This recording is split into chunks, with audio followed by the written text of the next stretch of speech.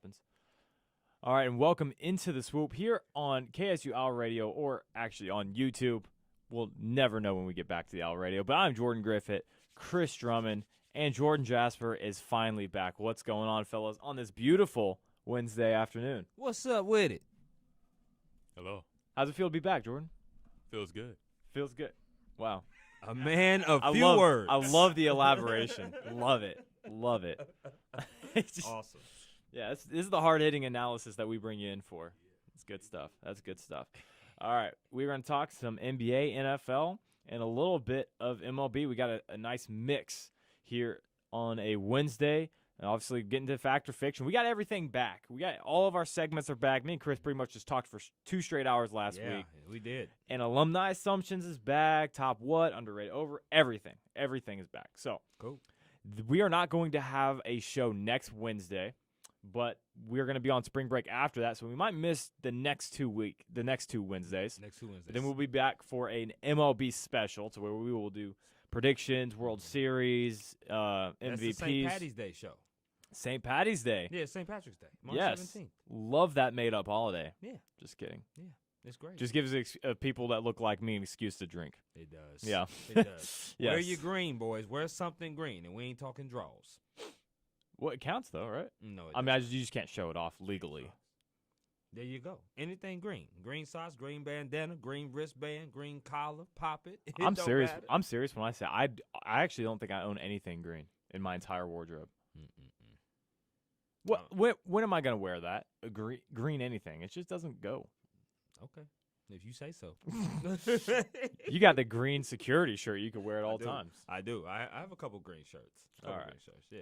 I guess we'll talk about some sports today. So Let's do it. let's get into some NBA talk. All-star selections have been announced. We have reserves. We have starters. Why are you dancing, Chris? Because I love the NBA talk, baby. I love it. Get to it. Let's do it. All right. That's what I'm trying to do. But if you stop distracting me, it'd be I'm great. sorry. It'd be great. I'll stay stationary. I'm just kidding. You know what? Let's just bring the energy. All right. So I'll just list off the starters so that everyone can kind of get a gauge of it. So for the Eastern Conference starters, you have Team Durant. He is followed by Giannis, Bradley Beal, Joel Embiid, and Kyrie. And then Team LeBron in the West, he is followed by Steph, Luka Doncic, Nikola Jokic, and Kawhi Leonard. So those are the starters. We have a bunch of reserves here, like Jaylen Brown, Rudy Gobert, all these sort of guys. But what I want to do is talk about first, what are the snubs? Who should have got in? Who shouldn't have got in? What are you guys' thoughts? Oh, Devin Booker, without question, for me. He definitely should have been an all-star. And let me follow up. If you say somebody should be in, you have to take somebody out as well. Oh, no question. No question about it. It's only fair. For me, Just saying. you put Devin Booker in, and I love him to death, but you got to take AD out. You have to take Anthony Davis out because for me, I love AD. I'm a Lakers fan, but he's been hurt, and he has not played very well this season up to the all-star standards of what Devin Booker has played. The Suns are in 4th place. We thought that they'd be improved, but they're much improved. But you can also make a case that Booker can replace CP3 as well. To get 2 Suns in on there, that's a bit much too. So either one of those guys for Devin Booker, to me, that is one of the biggest snubs without question in the Western Conference. Yeah, that was definitely a shocker to me that Chris Paul made it over Devin Booker. But for me, I would definitely have to say, I'm a Pacers fan, so Sabonis, he's putting up those points. Sabonis, and I'm taking out Nikola Vucevic because you got a big man, 20-10-5 club, and his team is winning games. Orlando Magic, they're not really going to go anywhere, so I feel like that all-star spot should go to someone who's, progressing. Which not to say that Vucevic is not a good player. This is Vucevic's best year, his career high as well. So I still think Sabonis is a better big man, though. Okay. So I also kind of have a question for you guys. So when you're determining this, how much does winning go into it? So you're talking about Vucevic being taken out for Sabonis. Sabonis clearly on the better team right now, and Vucevic on the Orlando Magic. So winning has for you, Jordan, has a big implication toward All-Star selection. Because Sabonis is like, with Oladipo gone, Sabonis is like the face of the franchise now. So I feel like that too is like a factor. Well, also Vucevic is kind of the best player on the Magic as well. Yeah, so I'm saying Sabonis is the best player on the better winning team. Okay. All right, I understand it. I'm gonna disagree with that one a little bit. Even though it's tough because I think we want to reward Sabonis because he has had such a big step. But Vucevic has been doing this for a while. Now this is Vucevic's best year. And I don't put anything into winning when it comes to All-Star selections because being a Kansas City Chiefs and Royals fans for all of my childhood, seeing only one player represented almost every single year in the MLB All-Star game because they were so horrendous, there needs to be some representation of not just the top half of the league.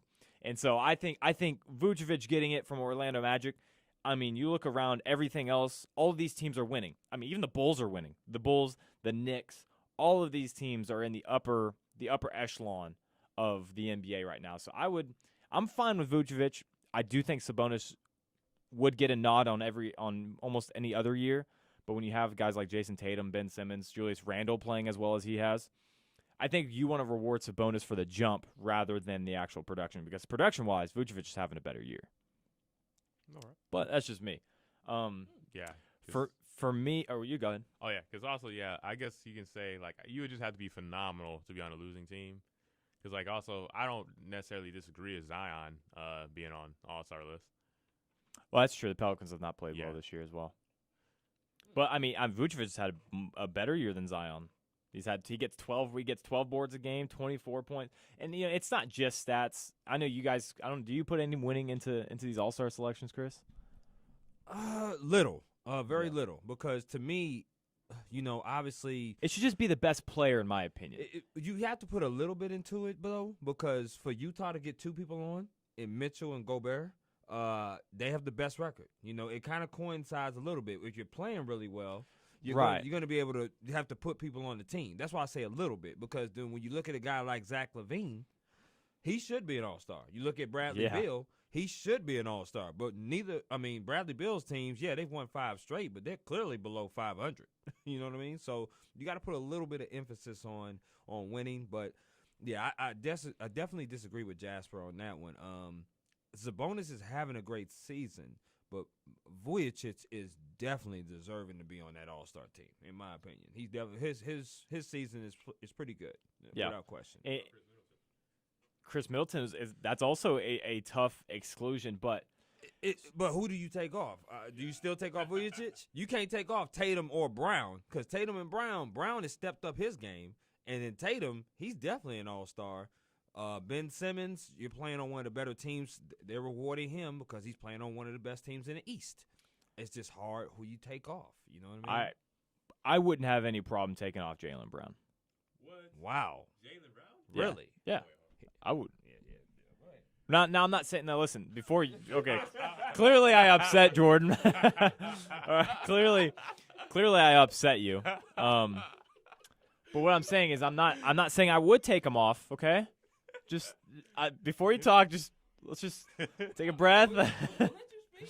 No, I'm not saying I would take him off. I'm just saying if I were to take someone off from the East, it would be Jaylen Brown. Yes. What? Okay. I hold on. Wait, so again, I don't think there's only one person I'm taking off from this entire thing, and I haven't gotten to it yet, but I would like to hear what you think.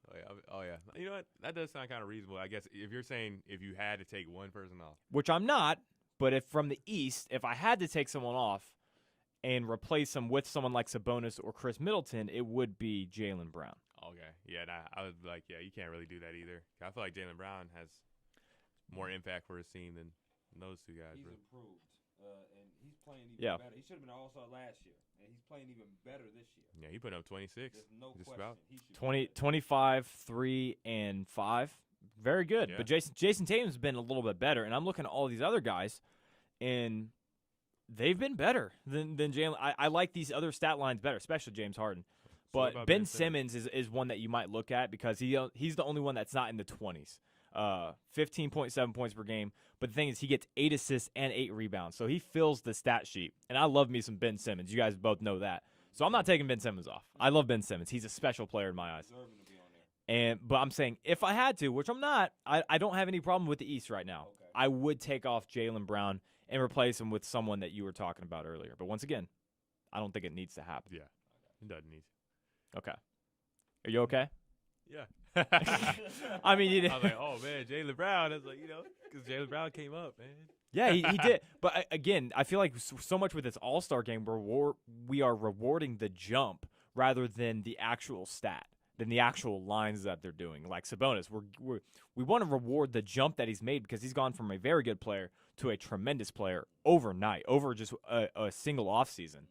And we want to reward that, but that's not what this is about. It's about who's been the best player the entire year, whether they're on a losing team or a winning team. So who is your snub? I want to hear what you got to say. I have two problems with the West, and one's not necessarily a snub, but Damian Lillard not being a starter, I think is a travesty. I don't know how he's been the best player in the NBA this season for his own team. Favorite. He's just not a fan because the fans vote the starters in. It's just not a fan favorite for whatever it is.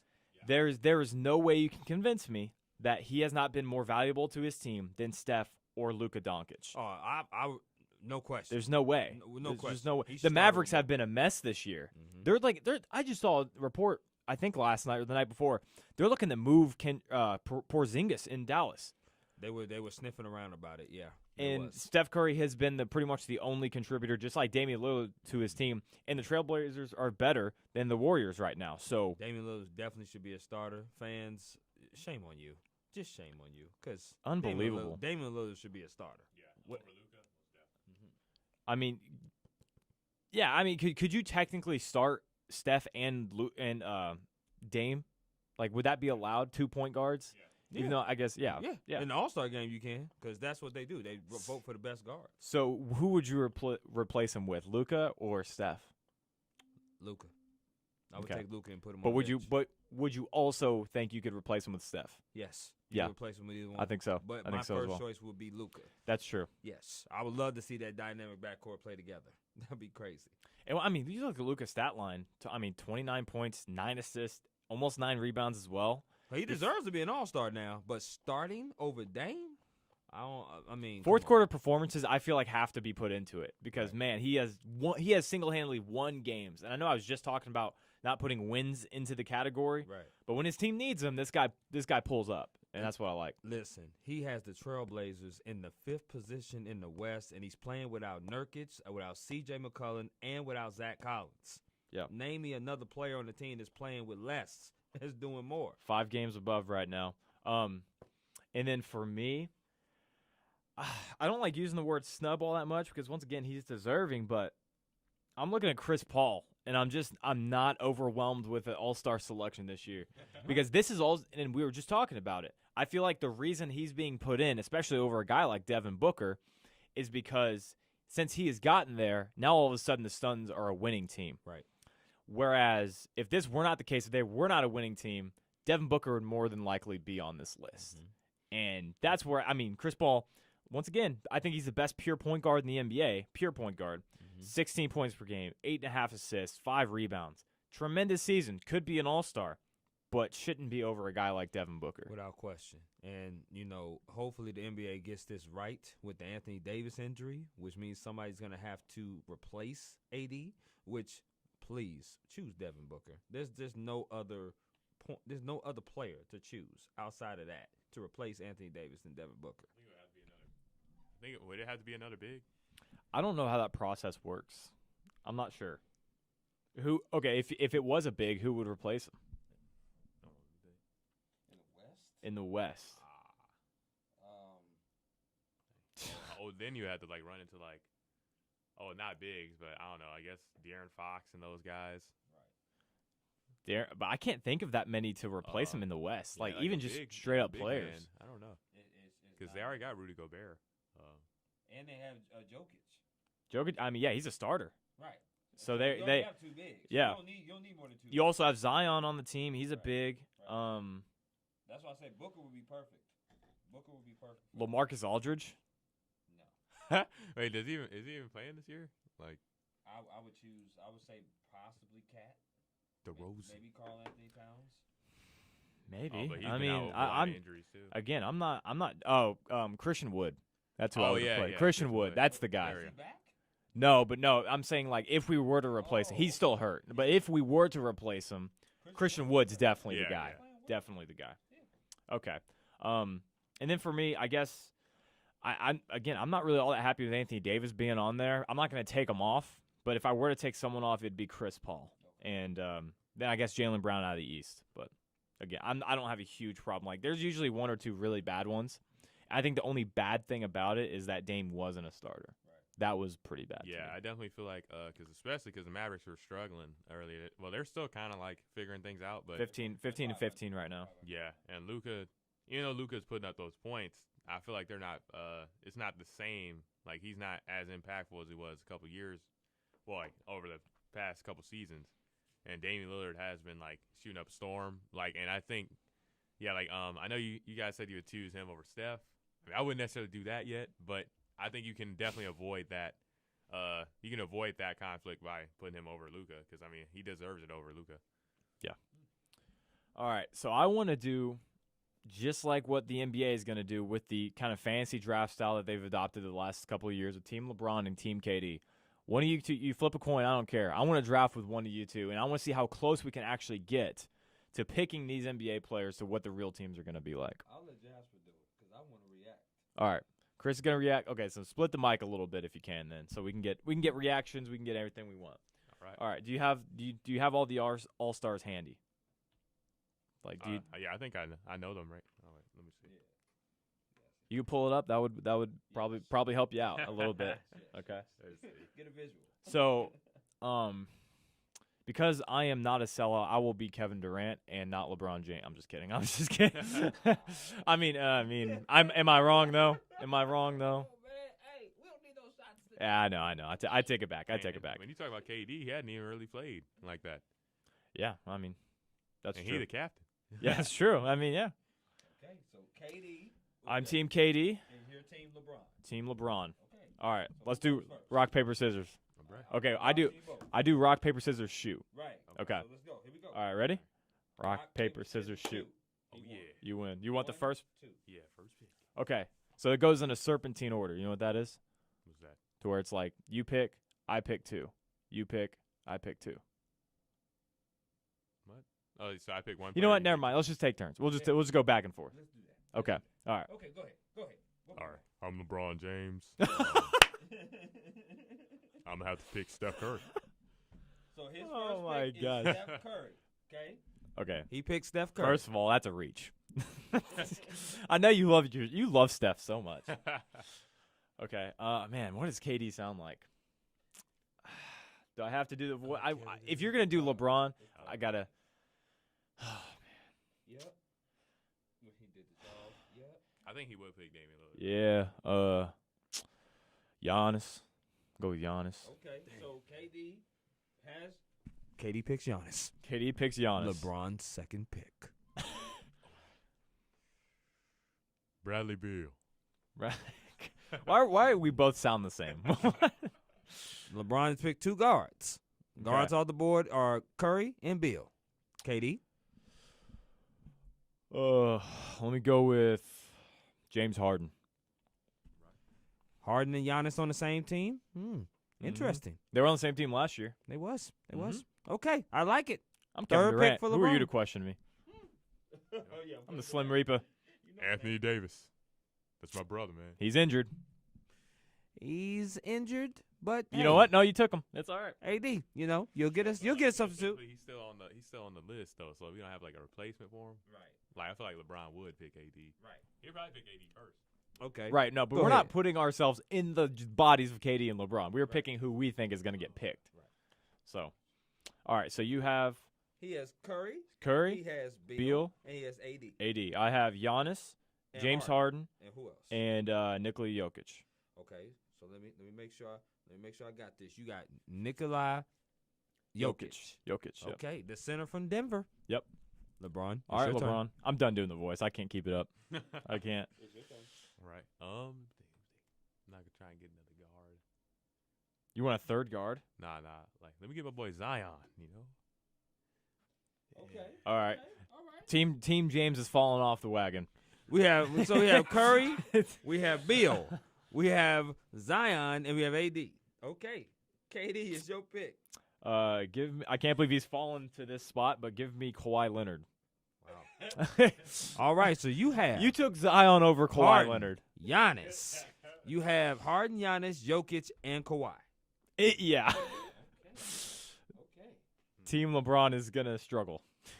Nah. All right. See, that's Pick. just- It's your fifth pick. okay. Kyrie Irving. Jesus Christ. Do you know how to do this, man?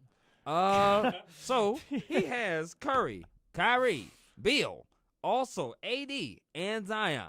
Whew. Okay. Team small. I mean, if you're gonna, I guess put my tie my arms behind my back, I'll take Luka Doncic. All right, another ball handler, Mhm. Luka on the team. So right now we have Luka, we have Giannis, we have Harden, we have Joker, and we have Kawhi. Ooh, Ooh. that is quite the team. Oh yeah. Jason Tatum. All right, Oh, my I like the goodness. pick. I like Jason Tatum. I do like that pick. Let's go. Joel Embiid. Whew, you got Jokic and Embiid on the same team. Whew. I have Yeah, you got the and shooting. Giannis. And Giannis. Yeah, you going team length. Oh my goodness. Go ahead. Rudy Gobert. Okay. You definitely you needed that one. Yeah, you needed that one. that was a solid pick right there after all those. Damian Lillard. Oh my goodness. How did he slip all the way to like 11th or 12th pick? It's Dame Oh, time. my goodness. Oh my goodness. Go ahead. Next pick. Give me Jaylen Brown.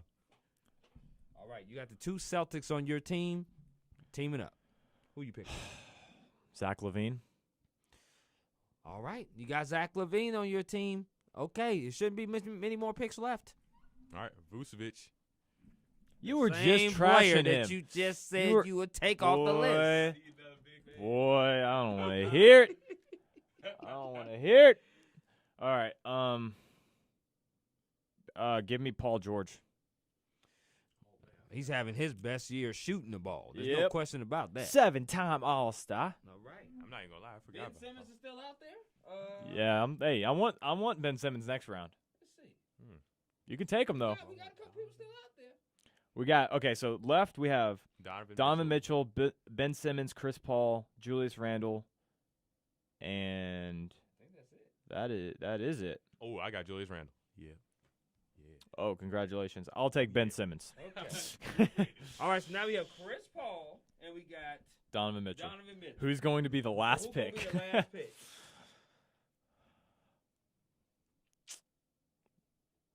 Go ahead. Take Chris Paul. You take over Don. All right, I'll take Donovan Mitchell as the last pick, I don't even want to discuss these teams. bro. I don't even want to discuss these teams. No, LeBron don't have LeBron does not have it. it. LeBron team getting destroyed. All right, let's read it. Let's read the team off. Okay. So let's start with Team LeBron, and then we'll go to the team winning. Okay, so Steph Curry, obviously big time guard player for the Warriors. Steph Curry, so that's your point guard. Then you picked Wait, who else I picked? Bradley Beal. Yeah, I did. Bradley Beal as well. You picked Anthony Davis. Anthony Davis. You Vucevic. got Vucevic. You have LeBron already on your team. You picked Rudy Gobert. You picked the Kyrie. Kyrie, both of the Celtics with Brown and Tatum. You also picked Chris Paul. That's 10, and Julius Randle. We're missing one though, because it should have 24 players. Rudy Gobert. Did you get Gobert? Yeah, we got Gobert. Yeah, yeah. Jaylen Brown. I got James Harden, Julius Randle, Donovan Mitchell. I have Donovan Mitchell. You have Donovan Mitchell. Vucevic, Zion. Zion. That's Zion. right. So Zion. had that team. So we had. Oh my goodness. We have. Now let's go to your team. Okay. Team KD. First Team of all, KD. Kevin Durant. Yes. I will not be playing in the All-Star game. I'm still healing from my Achilles injury. My first pick was Giannis. Then I went with Jokic. Question mark? No, I went with Harden second. Harden leading the league in assists, by the way. Jokic, Kawhi, Luka, Best player on the Mavs. Joel Embiid, Most dominant big in the league. Paul George, Best shooting career of his career. Damian Lillard, Dame time most clutch player in the league. Zach LaVine, Best season he's had in quite some time on the Bulls. Ben Simmons, A walking triple-double and Donovan Mitchell. on the best team in the league. But I got Okay. Julius Randle. He's having the best season of his career. You cannot look at me in the face and tell me you think you drafted the better team. You literally left all of the good players for me. But I have LeBron and Steph Curry on the same team. Oh, jeez. Right. And I have everyone else. Yeah. LeBron, Steph Curry, and I got Zion Williamson. Why are you so hyped about Zion? I have the best point guard. Because I'm had the dunks. Like, that's what All-Star be. You know, I'm had the dunks. I have the best point guard. I have the best power forward. I have probably the best shooting guard. The best point guard. James Harden. He's the best point guard in the NBA. Nah. What do you mean, nah? What do you mean, nah? He averages 11 assists per game, 8 rebounds, 25 points. He's not better than Steph. Bro, he's having a much better season than Steph. Listen. You can agree to disagree. It's okay. Okay? But he does. He doesn't have half the playmaking that James Harden does. Okay. I got Steph and I got Literally, Beal. I mean, literally, he averages half the assists that James Harden does. Here's the deal with this, because I'm neutral, okay? I'm neutral with these teams. Mm-hmm. Number one, Jasper's team may have the better, may have quickness over your team, okay?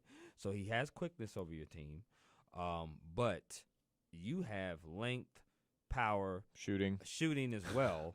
Defense. Without question. athleticism. It's I have the two best defensive players in the NBA, Ben Simmons and Giannis. You do. You have, but the reigning defensive player of the year is Giannis. Giannis, Joel Embiid. Right. I got Ben Simmons. You do, but he's hurt. Paul And he's George. probably going to be some by Booker, which that means he'll give you some shooting. KD is hurt, but they have Harden who can distribute the ball. They have Giannis, who's the reigning defensive player of the year. Jokic, it has the most triple doubles, so you don't need to run the offense through Harden. Then you have Embiid, who's the most dominant center in the league. Oh, and I'm sorry, I forgot I had Kawhi Leonard as well. And he has Kawhi. He has the claw, along with Paul George, the two best players on the Clippers. This is Team KD, hands down. It's not even close. It's not Tell me close. why. Tell me why you think you drafted a better I got team. all the perimeter shooting, all right? I got the paint play, You all right? got Curry, you got Bill. Yep. Yeah. Jason Tatum, he can shoot. Right, he can I got shoot. Kyrie Irving, you know? That's inside But who's a shooting. better shooter than is Tatum or George a better shooter? Paul George. Who shoots better? Yeah, probably Paul George. Yeah. But Who shoots better, James Harden or Kyrie Irving? look, James Harden. But see, Kyrie's a better finisher, though. You know? See, because, like, you know, also you gotta Kyrie's take- not a better finisher than James Harden? Yeah, like inside. No. Inside. We talking about finishes. Bro, Layups, this is getting out of hand. Are you kidding me? contact finishing. Yes. Kyrie. He's oh my goodness, What? bro. Kyrie can finish way better than James Harden. Like Kyrie's like the best finisher in the league. Best finisher in the league. You're Yes. telling me that's not Giannis or LeBron? I'm talking with the difficulties of layups and things like that with guards. Difficulty of you're thinking about pure just sexiness laying the ball up, and that is Kyrie Irving because he's got a lot in the bag. But bro, that's insane. James Harden is one of the best touch finishers in NBA history at the rim. You got a solid team, it's just not better than his. That's all. But and then also it's the All-Star game. They don't really be playing defense like that. No. So you know, like. So that's why I have the defenders. But you know, y'all don't really be playing. They're not gonna be playing defense like that. You know, they're just gonna be getting shot on. It's team small against team length. That's what But I got Gobert and what you call it, Julius Randle, You got Vucevic, And guess Vucevic. and neither You got some length. Yeah. yeah, and probably and neither of these Tatum and Brad. And I got Chris Paul. I he's think floor it's general. crazy that you can actually I can tell you actually believe you have the better team, which is crazy. I know. I have LeBron Curry. Well, here's the thing. Yeah, I was gonna say. Here's the thing. If he had drafted Curry, that's all he needs to say he's gonna win. If he's like, "Oh, I got Steph," he goes, "Oh, I'm gonna win." But I got LeBron too. LeBron too, yeah, LeBron too, because KD's not playing, so we don't know who's gonna replace KD. And Jimmy Butler. Probably But gonna- Anthony Davis, you get Christian Wood instead.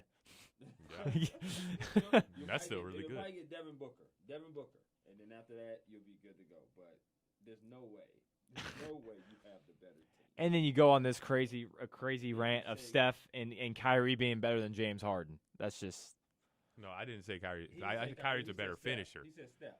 Kyrie's a better better finisher. But- James Harden's better, but I think Kyrie's a better finisher. At the rim, in the rim, like at the rim, I think Kyrie's a better finisher. bro. Kyrie can barely dunk. Yeah, I'm talking about like as far as the points, because James Harden gets most of his points off the step backs and the fouls and stuff. I think Kyrie, when he's driving to the lane, he's more dangerous than James Harden. Okay. We want to disagree on that one. He's also about 50% more likely to tear something on the way down. Hey, dude, James Harden is thick, dude. That guy's got some. He is thick, bro. He's got not. I don't want to call it muscle on him, but he's got something on him. And this dude takes shots in the paint. Kyrie doesn't. And hey, listen, James Harden plays 82 games a year. Kyrie does not. Just saying. All right. Well, It's true. we just had the first ever fantasy draft. Yes. on Overrated Sports. Woo! Yeah. Next time, I will be taking the draft. Team LeBron. Yes. I can tell you that that draft is not going to go anything like what just happened. Otherwise, they might not even play the game. Team KD is going to be so overwhelmingly a favorite. But you don't even have KD though. I got LeBron. Why are you harping on that? I don't have KD. I have even a better player with Kawhi, or at least close to as good of a player with Kawhi. And I got Kawhi in like the 6th round. You have the speed. on your team. You definitely have the speed. But I have the fastest player in the NBA. The 2 fastest players in the NBA, Giannis and Ben Simmons. Also the 2 best defenders in the NBA. I guess LeBron's also in there. I got Rudy Not Gobert. defenders, but quick. Gobert's one of the top. Why do you keep bragging about Gobert? Because he's a You keep defender. bragging about him. He's a good defender, but he ain't better than Giannis. He gonna neutralize the bigs, man. He's not better than Ben Simmons either. Who? As a defender, Rudy Gobert? Gobert. Oh, yeah, that's true. Well, True, but I'm I mean, talking they about the play paint. completely different things, so I guess it's hard to compare. But Perimeter's been in Gobert's paint, but Then I got Jaylen Brown guarding the perimeter. I'm actually done talking about it because you clearly are thinking that you think you're gonna win this. So I don't understand can't. why I keep coming back to it. I got. No, don't tell me who you got. We got know Zion who you got, Williamson. Jordan. We know who you got. we selected. It's just not gonna win. And Julius Randle. If you say Julius Randle's name one more time, I'm going to come unhinged. This show is getting off. Okay. All right, now let's like do the real thing. All right. now let's do another fantasy draft. For the love of God, let's make it quick. Because Jordan doesn't even deserve a license to do this after what just happened. All-time dunk contest, alive or dead. You can get anybody in the world to have this dunk contest. Luckily, all of ours are alive. But, guys, who'd you pick? Jordan, I cannot believe you have one guy in this that you picked. Let's go with Chris first. You haven't talked in a little bit for the mic, so get the mic. Okay. So, I just can't. in no particular like order or anything, but A fantasy 4. I chose Levine. I think Zach Levine is a tremendous dunker. I think that'd be a great contest. I chose Dominique as well. He's a powerful dunker. I would love to see Dominique just get up there and dunk. I chose Vince Carter as well. Gotta be in there. Yeah, Gotta be. to me, he's the best dunker of all time. It's not Wow. even close. Really? No, I think he's the best dunker of all time. I really do. Oh, we'll talk about it. And my last guy, I'm not even sure. You have Scottie Pippen. Do I have Pippen? Yeah. I thought I had him. I like Scottie because of a lot of his in-game dunks was really good. Like he dunked over Ewing. He would take it to the hole. I think Scottie Pippen with his athleticism will be tremendous in a dunk contest with those 4. I mean, creativity with Levine, powerful with Neek, Vince Carter with the athleticism, crazy athleticism, and Pippen with just the flight he would take. I mean, he would get up. I think Pippen might be the most second most athletic of. I mean, Pippen's really athletic. Right. That's the thing people don't realize. He was 6'8" and he moved like a .4. He was something else. So I like my 4. I definitely like my 4 I picked. But I love to hear Jasper's 4 because I'm telling you. All right, so y'all are probably talking about John Starks, right? I know I am. Yeah. 'cause Yeah, we're John talking about Starks, John man, he Starks. can take flight, you know. Like, you remember that dunk he had against the Bulls? Man, like, I like watching, like, the guards dunk. So that's why Right, but if you're going to pick a guard, there's two that are better, and one even played for the Knicks. That's Nate Robinson. He won 3. He has the most dunk contest wins of all time. He has 3. Spud Webb, right. Another one. Now, Nate Spud Webb, I Robinson. don't think was actually as good of a dunker as John Starks in game. I actually could put Nate Robinson in there. Because Nate was, I would put Nate. I think but- there's a lot of people we've forgotten about Yeah. because there's so many great Dominique ones. Wilkins. I forgot about him. But yeah, like at the moment, I was like John Starks. Like I like watching. Let's go ahead and put Nate Oh. Robinson in there. I'm recommending it. Obviously, it's your call, but I can't respect the list with John Starks as a top 4 all-time dunk contest guy. Just can't do it. Just can't do it. Can't win with him. Don't want to coach with him. Can't do it. Well, yeah. Otherwise, I got He's moves past it. yes. Oh, jeez. Ooh, also James Worthy. James Worthy is a pretty good dunker. He was good. Just not top 4. He was And good, then I had Kobe Bryant. though. Okay. Who else I had? I had Michael Jordan and Vince Carter. The Okay. last 3 I can respect, but the Starks, you need to burn that. Yeah, Starks is questionable at best right now. I originally had Jerry Stackhouse, but I changed. Jerry Stackhouse? Yeah. I actually don't really know much about his dunking resume.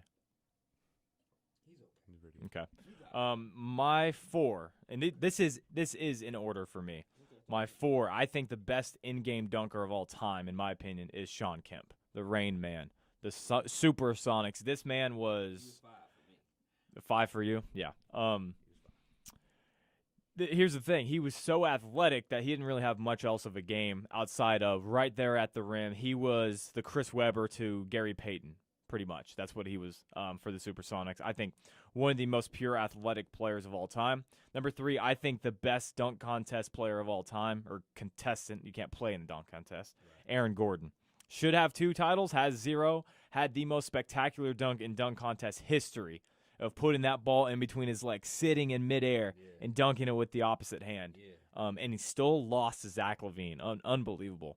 And then I have who I think is the greatest dunker of all time, if you're talking about contest and in-game, which is Dominique Wilkins. I think the most athletic player probably of all time as well. He was just the best, man. And it was so consistent. Even after his Achilles injury, after that, he was still putting guys on posters. He pretty much invented, I think, what is the modern-day poster along with Dr. J. And then Vince Carter.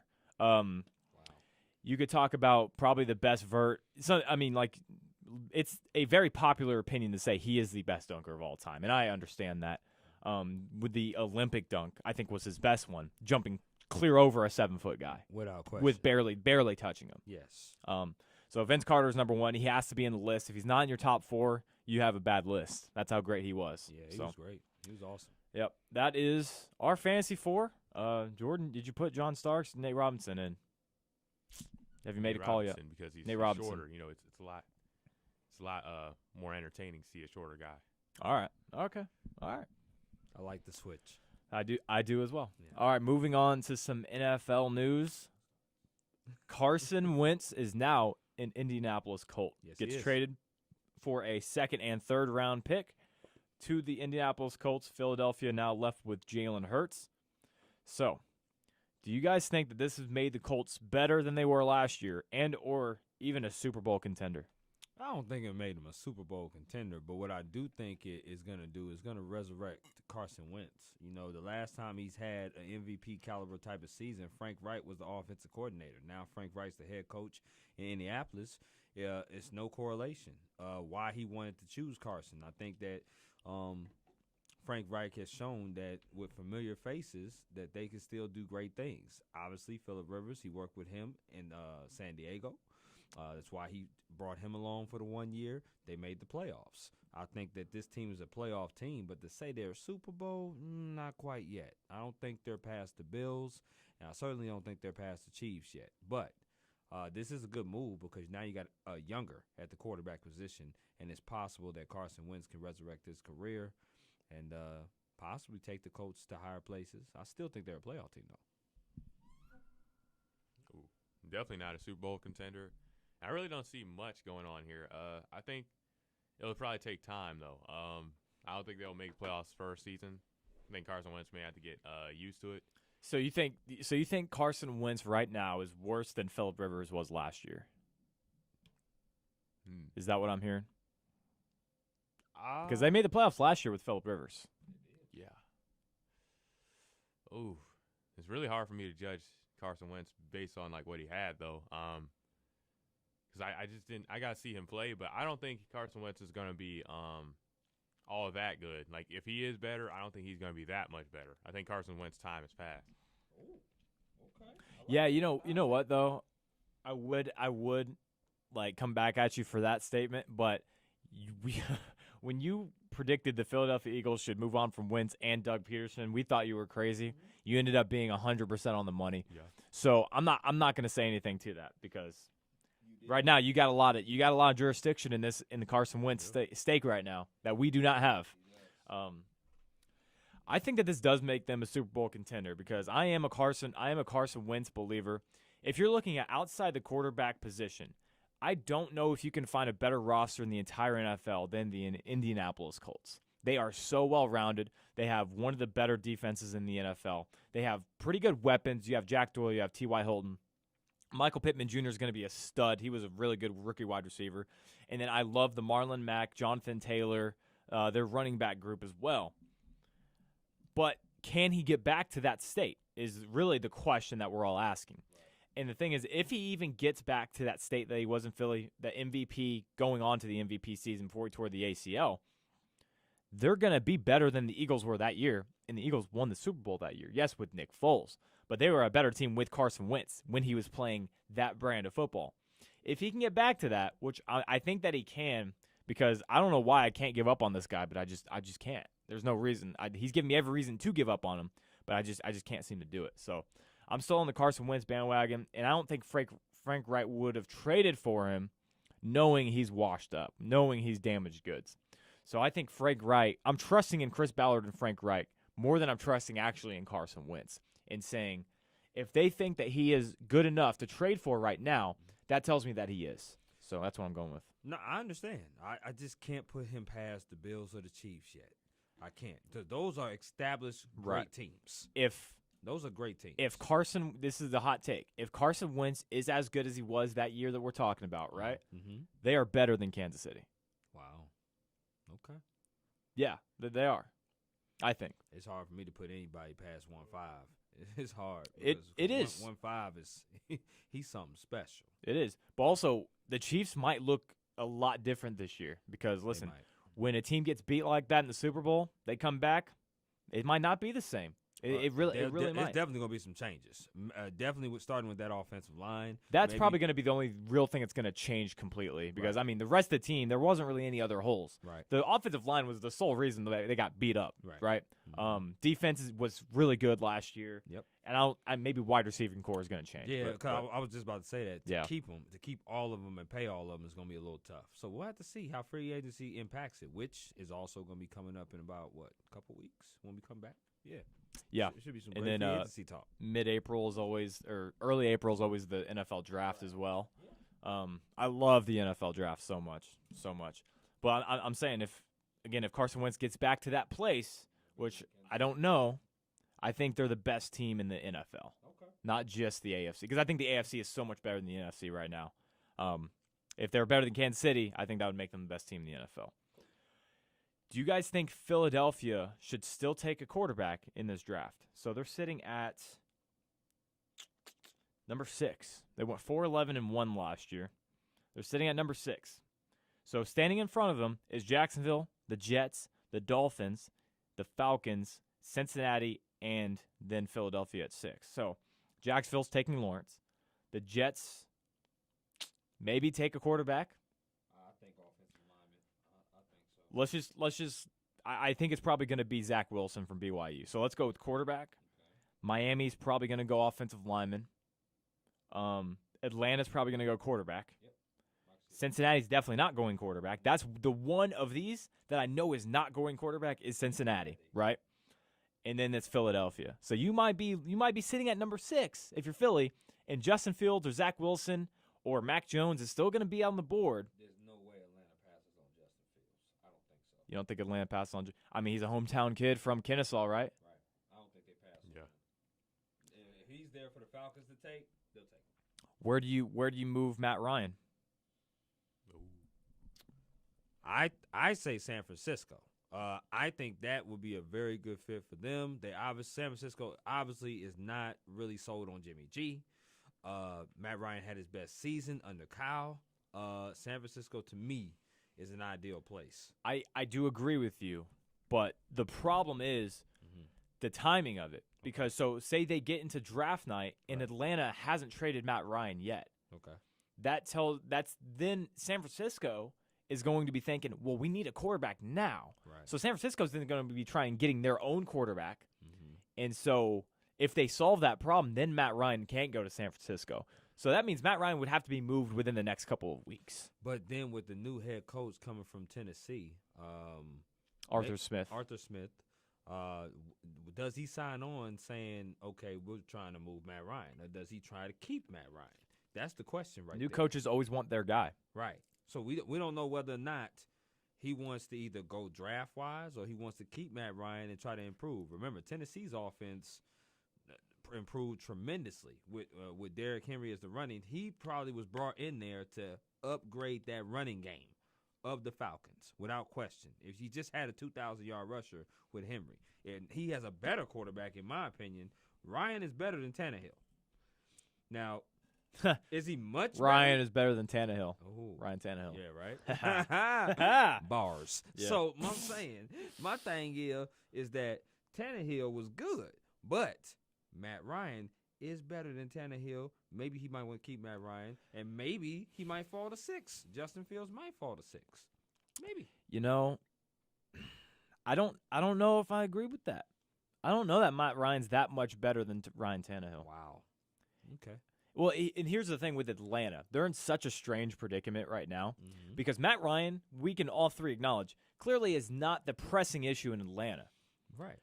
But he's also on borrowed time at the same time.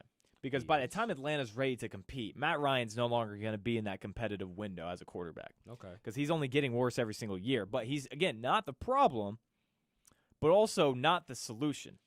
Okay. So it's like, if I'm the Falcons, I'm like, do I take a quarterback now? Right.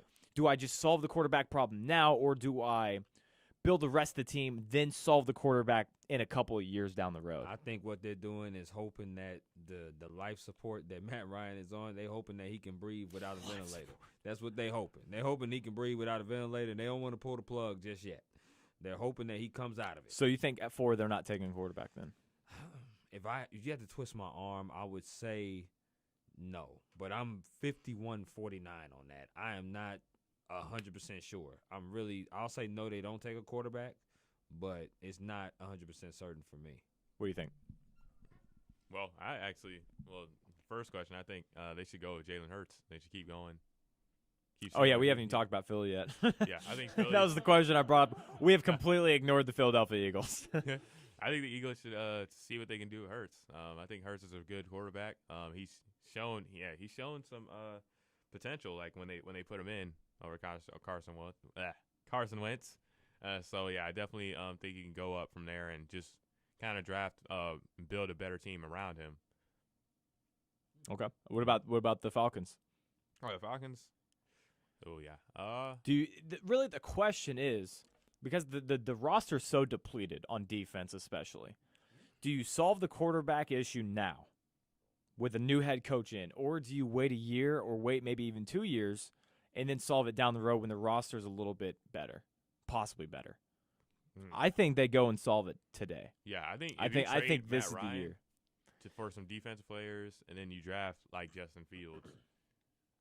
But once again, now we're getting into a timing issue to where they have to if they want to move on a quarterback in the draft, they're going to have to move Matt Ryan beforehand, right? Because like San Francisco is not going to want them. It's not going to want Matt Ryan after the fact because they are going to be looking for a quarterback during the draft. Yeah. So they're going to try and solve their own problems because they're not going to just sit around and wait for Matt Ryan to become available. So I don't know. I think that they take a quarterback at 4. I think the Jets take one at 2. Miami is very interesting. I think they could take one at 3 as well. I don't think 2 is the guy. I don't. He's not. Wow. Oh. Wow. All right. Said it for me, huh? And you also look at all these other teams that maybe are further back that are looking for a quarterback. Carolina, Teddy Bridgewater seems to be upset with Carolina right now. They deleted everything, unfollowed him on everything. That's like the new thing now in sports. Yeah, I unfollowed everybody. Detroit's probably going to stick with Goff at 7. Denver at 9. Drew Lock might not be the guy for them. Oh, he's not. He better not be. Bet not be. Yeah. Well, I mean, if you're an AFC West fan, he should be. I still have He's faith in sorry. Goff. I still have faith in Locke, but they're Don't do more that. than likely going Don't to do take a that. quarterback. Do not do that. I do. I'm not gonna. Again, I don't give up that easy, Chris. Apparently, you need to abort that ship. Just like I won't give up on Team LeBron. You just need to just Just so everyone hears, because I'm sure they didn't because he's so far away from the mic. He said, just so I don't give up on Team LeBron. Jordan, yeah. man. And you know why there's silence on the mic? San Francisco at 12 needs a quarterback. Yes. The Chargers definitely need a quarterback. I'm just kidding. I wanted to get your heart rate up. I know it. My eyes were just like that when you said Yeah. that. But yes, San Francisco definitely needs a quarterback. Minnesota, maybe. New England, for sure. Listen, we're mentioning all these teams. They're probably going to be a team or two that trades up. Yeah. That trades up to try to get one of these quarterbacks. You said Zach Wilson. We know Lawrence is one. Fields is another quarterback. Mac Jones Mac is the Jones, other one. I was going to say Mac Jones out of Trey Alabama. Lance. Trey North Lance Dakota as well. State. There's many quarterbacks out here. There's got to be a team or two that's going to trade up and get a quarterback. I feel. Okay, then name a team then. I think New England. New England trades up. Yes. All I right. think New England somehow, some way, finds a way to trades up to get a quarterback. Obviously, they're not satisfied with Stidham or Hoyer. Newton's a free agent. Don't know if you're going to re-sign him. San Francisco, they might trade up to get a quarterback. Who knows? New England and San Francisco might find a way to get Jimmy G back into New England, because that's seemingly where he played his best, under Bill Belichick. Yeah. So it could be one of those things, in my opinion. You dig? All right, pick one, Jordan. One team that trades up. Because there's going to be one. Whether it's a couple spots or a lot of spots, they're going to trade up. Always happens. Who's it going to be? I'm going to say Denver. Denver from 'Cause 9. They desperately need quarterback. Okay. Although New England does too, but I think Denver. That's actually a really good team. Denver, yeah. Yeah. I mean, they got some firepower to trade for somebody. I mean, you can. I know you don't want to because they're just now drafted, but you can move a guy like Noah Fant, like Justin Simmons, their safety. Like you can move a piece like that, and that's going to get you a lot of capital. Mine, sitting at 19, long way trading up, but Washington, the football team. Alex Smith is clearly not coming back, especially after his statement yesterday, and I don't think they're going to stick with Heineke. What did Smith say? Pretty much that the football team didn't believe he could come back, and that he screwed up their plans because he became so good, and he's actually playing and winning games. Oh. And yeah, again, that the coaching staff had no faith in him to come back and didn't want him to come back. He said that they didn't want him there. So clearly he will not be back in Washington. Okay. It could be. The football team. Could be. Yeah, and then Alex Smith, I mean, there's a lot of places he could go start. He was a very good quarterback last season that won. They were not in a playoff position until he got into the starting position, and all of a sudden they make the playoffs. Yes, in a bad NFC East, but I mean, if you are really any team that's looking for a quarterback and you need just a transition guy, Alex Smith is going to be a great option. Okay. At least I think. All right, next question. We got 7 minutes left in this first hour. We're gonna move the MLB topics to next time. Okay. So. That's not a problem. So we're going to do top 5 MLB pitchers going into this season, but we'll move that to the next show, which will be in, I guess, probably 3 weeks, 2-3 weeks. All right. Would you rather trade for, both these quarterbacks seem to be on the trading block, would you rather trade for Russell Wilson or Deshaun Watson? Now, I think, obviously Wilson's better, but you're going to have to give up more to get Wilson. Would you, though, because he's older? See, if it was like the same amount of players, most definitely Wilson. I just don't want to deplete a team though because I traded for Russell Wilson. So in your eyes, Russell Wilson will bring in a bigger haul than Deshaun Watson would. I think so. Okay. Yeah, but I I'm don't picking necessarily Wilson. disagree.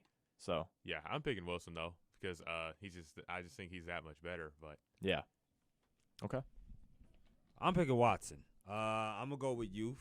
I'm also gonna go with the fact that this guy Watson, he's just something special in the field. Russell is great. Don't get me wrong. Russell is very good, but I do believe Russell runs into a lot of sacks, and I need my quarterback healthy. One thing, and Russell tries to make a lot of plays, and I don't want him to keep taking poundings. He's already came on interviews and said that he's taking, he's one of the quarterbacks that's taking one of the most poundings in the NFL by getting hit all the time. Deshaun has just had a bad offensive line along with that, but I like Deshaun because of his youth. He's bigger, and he's just as mobile as Russell Wilson. So give me the youth and let me work with that. I'm 1,000% going with Russell Wilson. Okay. I actually want to address what you said first, Chris. Talking about you want the guy who's not going to be injured down the road. Well, yeah. Deshaun Watson has had pretty bad injury history, and Russell Wilson's never been hurt. Never had a major injury. Deshaun Watson's had 2. He's tore his ACL. That was in college though. Well, then he tore it in his rookie year. He tore his ACL. Oh, he's torn his knee. He's torn his knee twice. I see what you're saying. Right. I see what you're saying. Yeah. And also, Deshaun Watson, yes, he also has a bad O-line. That's one of the reasons why he's getting hit. Right. Russell Wilson's line is almost just as bad. It is bad. I did state that. But he does run into some sacks sometimes. Deshaun Watson does as well. Oh, okay. I don't see that. Really? Yeah, I don't see that. I see, for me, listen, again, both of these guys' O-lines are bad to where it's like they bail out of the pocket early for a reason because there's a unconscious distrust of what's coming their way. Yeah. And so I'm not blaming either one of them. Right. But I would say I'm going to take the guy who's been healthier and just been better because Deshaun Watson, you want Deshaun Watson to be Russell Wilson. That's really what it is. You want Deshaun Watson to accomplish what Russell Wilson already has. Well, yeah, I definitely want him to win a Super Bowl. Right. And even get to one, no doubt. And I'm not saying Deshaun Watson can't do that because he certainly can. Yes. But I think the gap between Russell Wilson and Deshaun Watson is more than enough for me to take Russell Wilson without even blinking an eye. Okay. Now, going back to Jasper's point of the haul. You might have to give up a lot to get him. To get Russell because he is proven more. Who do you think would require more to get?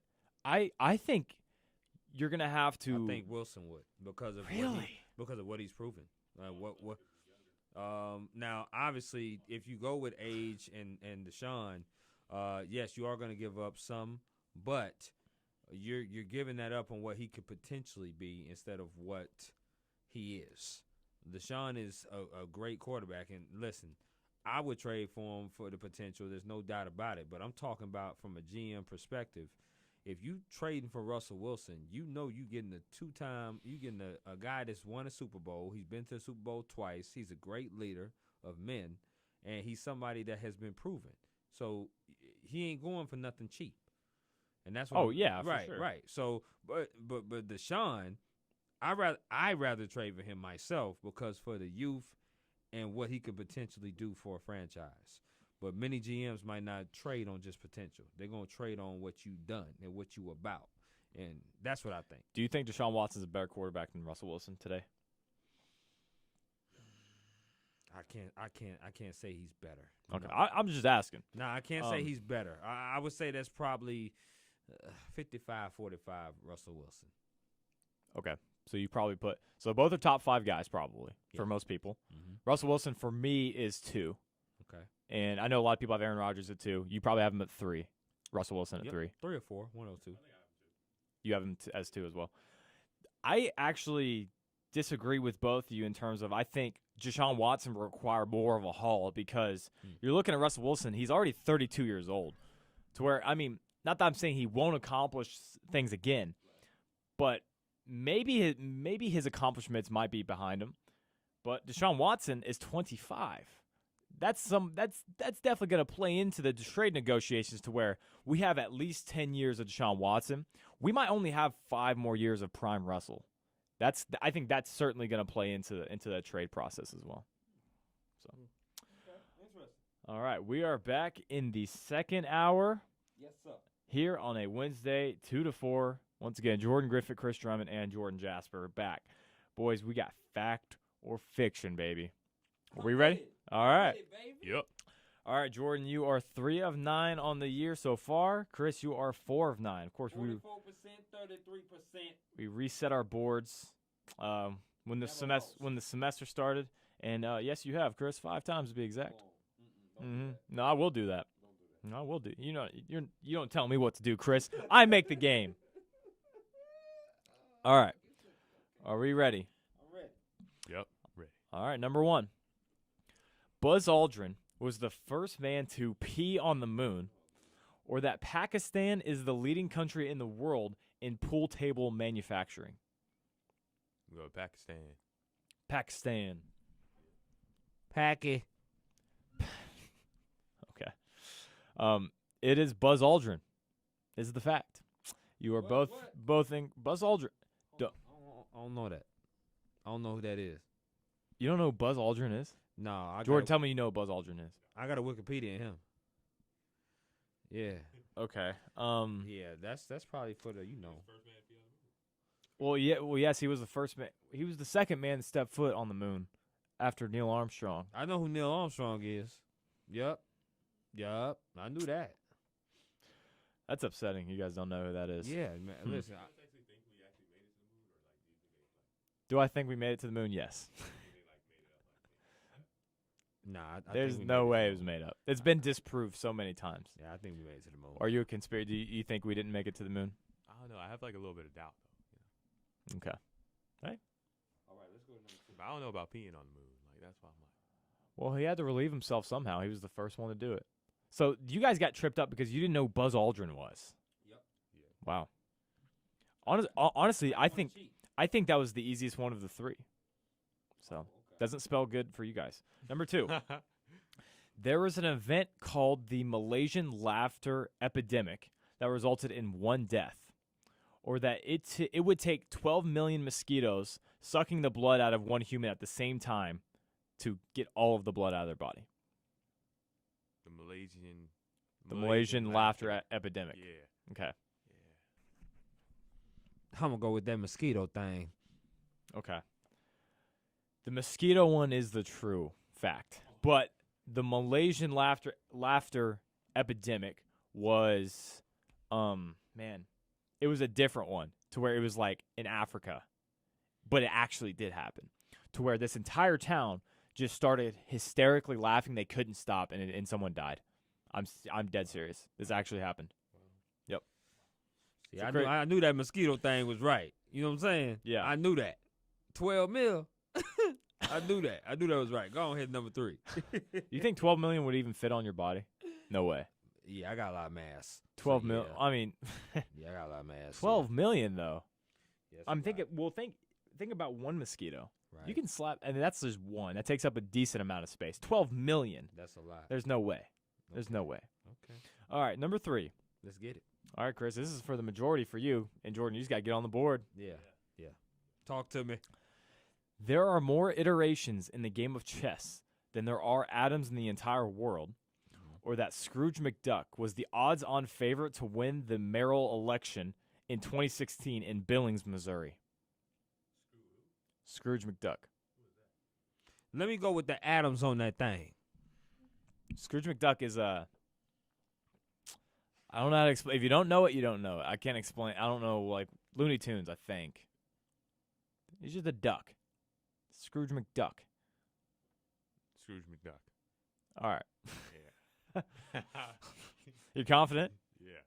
You don't know who Buzz Aldrin or Scrooge McDuck are. Nope. Do you know who Scrooge is? Yeah, DuckTales. Woo-hoo. Okay. Scrooge McDuck is incorrect. Oh. There are more iterations in the game of chess than there are atoms in the world. Told you, baby. Two of 3, Chris. 2 or 3 on that. I'm up to 50%. You 25. You got to do better. Better. Hey, again, you guys got to keep track. You guys keep track of your own score. Listen, All I'm right. 50. Okay. That's pretty good, man. Yeah, That's pretty you got to good. do better. I got to do better? Yeah, you got to do better. Bro, you came into this game 4 of 9. And now I left 50. Better than I was. You want to challenge me? I'll take the challenge gladly. It's going to be one of those Michael Jordan memes, and I took it personally. That's right. You don't listen. This is why you failed 26 times and you still succeed, just like MJ. Just like MJ. Yes, sir. All right, we are into underrated, overrated here on the Swoop. Now this is my favorite. I got 2 NBA. I got 2 MLB. So Jasper, go ahead and set these last 2 out if you need to.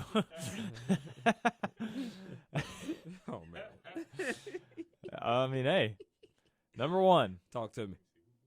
the last pick in the first Who are these underrated? fantasy draft here in the NBA All-Star. Yeah. Donovan Mitchell, underrated, overrated. Underrated, baby. I'm going to take this from the top. This man, Spider Mitchell, this man is absolutely been balling for years. They've been trying to say, oh, well, you know, Shaq was like, you got to show me something. And Shaq, listen, my thing is, That's pretty good. my thing is, he been showing the league. He been scoring 25-plus points in multiple seasons, leading his team to the playoffs, to the second round. He needs help. And he's better at his game because now he's assisting, okay? He was predominantly a scorer, but now he's assisting under the tutelage of Mike Conley on that team. He's brought calmness to that team, got his team with the best record in the league.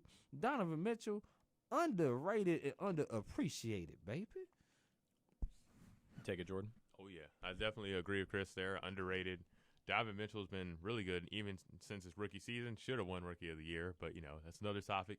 I also believe he should also be on some people's MVP candidates. I see a lot of people put Damian Lillard, Steph Curry. I think Donovan Mitchell should be on that list as well as far as this year in the regular season because it's all about regular season success, and Donovan is bringing it to him. Talk to me. I'm man. Oh, don't you be disrespectful. I'm not going to be in the scope of national attention and marketing among the NBA's greats right now. He is underrated, underappreciated, under discussed. But I don't want to hear about MVP talk with Donovan Mitchell because the reason the Jazz are playing such great basketball right now, Donovan Mitchell is doing his thing. He's doing probably his best career year, but not by a whole lot. He's been doing this for a few years now. But you're having Mike Conley and Rudy Gobert having their career years. That's why this team is being so much more successful than they have in the past. Not because Donovan Mitchell has taken another jump. He hasn't taken a jump. He's gotten microscopically better each and every year. And listen, he's a stud. He's a top 20 player in the NBA. Of course. But he's overrated if we're trying to put him in MVP conversation. That's what I'm trying to get at. Underrated in terms of I don't think he gets talked about enough. I don't think people talk about his 25 points per game enough. But in terms of putting him in the upper echelon right now because the Jazz are playing so well, that's just not happening with me. Okay, but I thought your MVP definition was the best player on the best team, right? Right, and they're not going to finish as the best team. We don't know that. Yeah, we do. There's injuries and stuff, you know. Okay. You know what? Okay, listen. They could finish as the best team in the West. Then I will reevaluate my opinion. But as of right now, I don't want to hear him in the MVP conversation because there are other guys that are not only playing better, but are also more valuable to their team, like Nikola Jokic. If Jokic was not on the Nuggets right now, they would be a train wreck of a team. Joel Embiid has really stepped up his game. And LeBron James. If he was not on the Lakers, especially with AD out, they would be the worst team in the West. So, to me, those guys are more valuable. Definitely and be in the top. I think Donovan should be in the top 5. Like that's you know what you're probably that's fair, and I think you're probably right. But I don't. When I talk about MVPs, I think I only go down to 3. Okay. Because usually it's only I go down to the finals, which is 3, and usually it's only a 2-horse race. And right now it's Jokic and LeBron. Well, Embiid too. Embiid's in there, but Jokic and LeBron are both having better years. Embiid has missed a lot of games. That's why. True. He's missed a lot of games, and statistically, he's not having as good a season as either one of the other two. So, okay, let's do it. What's next? Number 2, Zion Williamson. Oh yeah, he's underrated. Underrated. Yeah, that's why he's on my team. Because Zion is a beast. All right. Because like I love your confidence, he man. was overrated. Well, not overrated, but like the hype around him was like just incredible last year. And then this year, they're not even really talking about his numbers. Zion has continued to put up numbers, and he's proven everybody wrong. He's continuing to get to the paint. He's fast for a big dude like that, and he can jump higher than anyone that size we've seen before. He plays defense. Lost some weight. Yep. Yeah, Playing lost well. a little bit of weight. Yeah. And then he's just fast. He gives it his all when he's out there. And when you see Zion play minutes, he puts points on the board. Chris is giving him a stink face, man. He overrated, in my opinion. Look here. I'm not saying that. We're looking. I knew you were going to say something. Hey, when you leave a long space, I got to say it. I know it. Listen, Jasper, come on. Zion, he's okay. He's been okay. I understand. He got an all-star nod and all that. Yes, he's playing more minutes. And he's, of course, when you play more minutes and you have that kind of burst, I get it. But to me, it's too much hype on the Zion train. Like I said, you have the most improved player on your team in Brandon Ingram. You also have very good point guards that particularly when every play is ran for you damn near and you getting the ball, Zion's going to average that kind of points because outside of Ingram, who else do they have? You got Steven Adams who don't score on the Pelicans. Your bench is trash. I mean, to me, he's just getting force-fed the ball. And I'll say this. If he wasn't on the team where he was getting force-fed the ball, I don't think he would have the best numbers. I don't think he would have that. I mean, when you getting like 28, 30 shots a game and you that big and strong and everybody, once again, it's like the Shaq rule. But he's efficient, though. Like, he's really efficient. Like, he doesn't take that many shots. He overrated, man. He overrated. He doesn't take that many shots. He gets that with 2-pointers, and then, like, plus. Yeah, so, okay. I got stats up right now. How many shots he takes per game? Yeah. Let me ask you guys, where do you think I'm going to fall on this? I think you're gonna say probably underrated. Where do you think? Yeah, underrated. Okay, you're both right. He only takes 15 shots a game, Chris. Yeah. 15, and he averages 25. The reason people want to go with overrated instantly with Zion is because we've heard of this guy since his freshman year of high school. We're like, oh, man, this guy, everyone's telling me this guy's LeBron, this guy's this guy's that. He's averaging 25 points a game, all at the rim, which maybe you don't find as impressive as I do. If you're able to score that frequently and everyone knows your game, everyone knows exactly what you're going to do, and you also get 7 boards, you're able to get 25 points, everyone knows exactly what you're going to do, to me that's even more so impressive than keeping a defender on the heels. Why are you looking at me like this? It's kind of like Giannis, you know? 15 shots a game, averaging 25 points along with 7 rebounds, probably the most pure athletic big in the NBA right now. I mean, Giannis is kind of, I don't know what you want to consider Giannis, but those are probably 1 and 2 the guys right now. And Zion, I mean, they're not winning right now. But also, like you were talking about, though, you have Brandon Ingram on your team. You have Lonzo Ball, who has been having a tremendous year. So those are other guys that are taking shots as well. So he's definitely not getting force-fed the ball, I think, as much as you think. I want to hear a rebut. Your face is intriguing me. I can see the gears turning. Okay, so look here. I like Zion as a player. I do. I like him as a player. I think he can play. I just feel that on this team, they do. His averages is going to say something else. Yeah, he's only averaging 15 shots a game. He's muscling everybody. He's scoring in the rim. That's cool. That's cute. But for me, I think it's just too much hype on this kid. There's other players out there that, to me, are balling. And I think that he's an okay player, but I don't think he's just the God's gift of everything. He's just not that. I have a follow-up question for you. Talk to me. If Zion is overrated, how is Donovan Mitchell underrated? Because Zion has had a better year. What do you mean? Consistency, baby. Consistency. And they're not he's consistently had a better year. No, that's 1 year. Okay, but you're bringing in previous seasons into it. Yeah. At least my argument. That's fair. That's fair. Yeah. Because, I mean, we're not talking listen, about this single season. Hold on. If Zion does this, okay, and not only keeps doing this for a year after year, and not only year after year with the same numbers, but if he keeps being an all-star like that, because remember, we anointed him when he came into the league, and he was on a minutes restriction. And what he was doing was like, oh, my gosh, he putting up these numbers on a minute restriction. Now he's getting minutes, and he's putting up numbers. Okay, that's cool. But now I need to see consistency.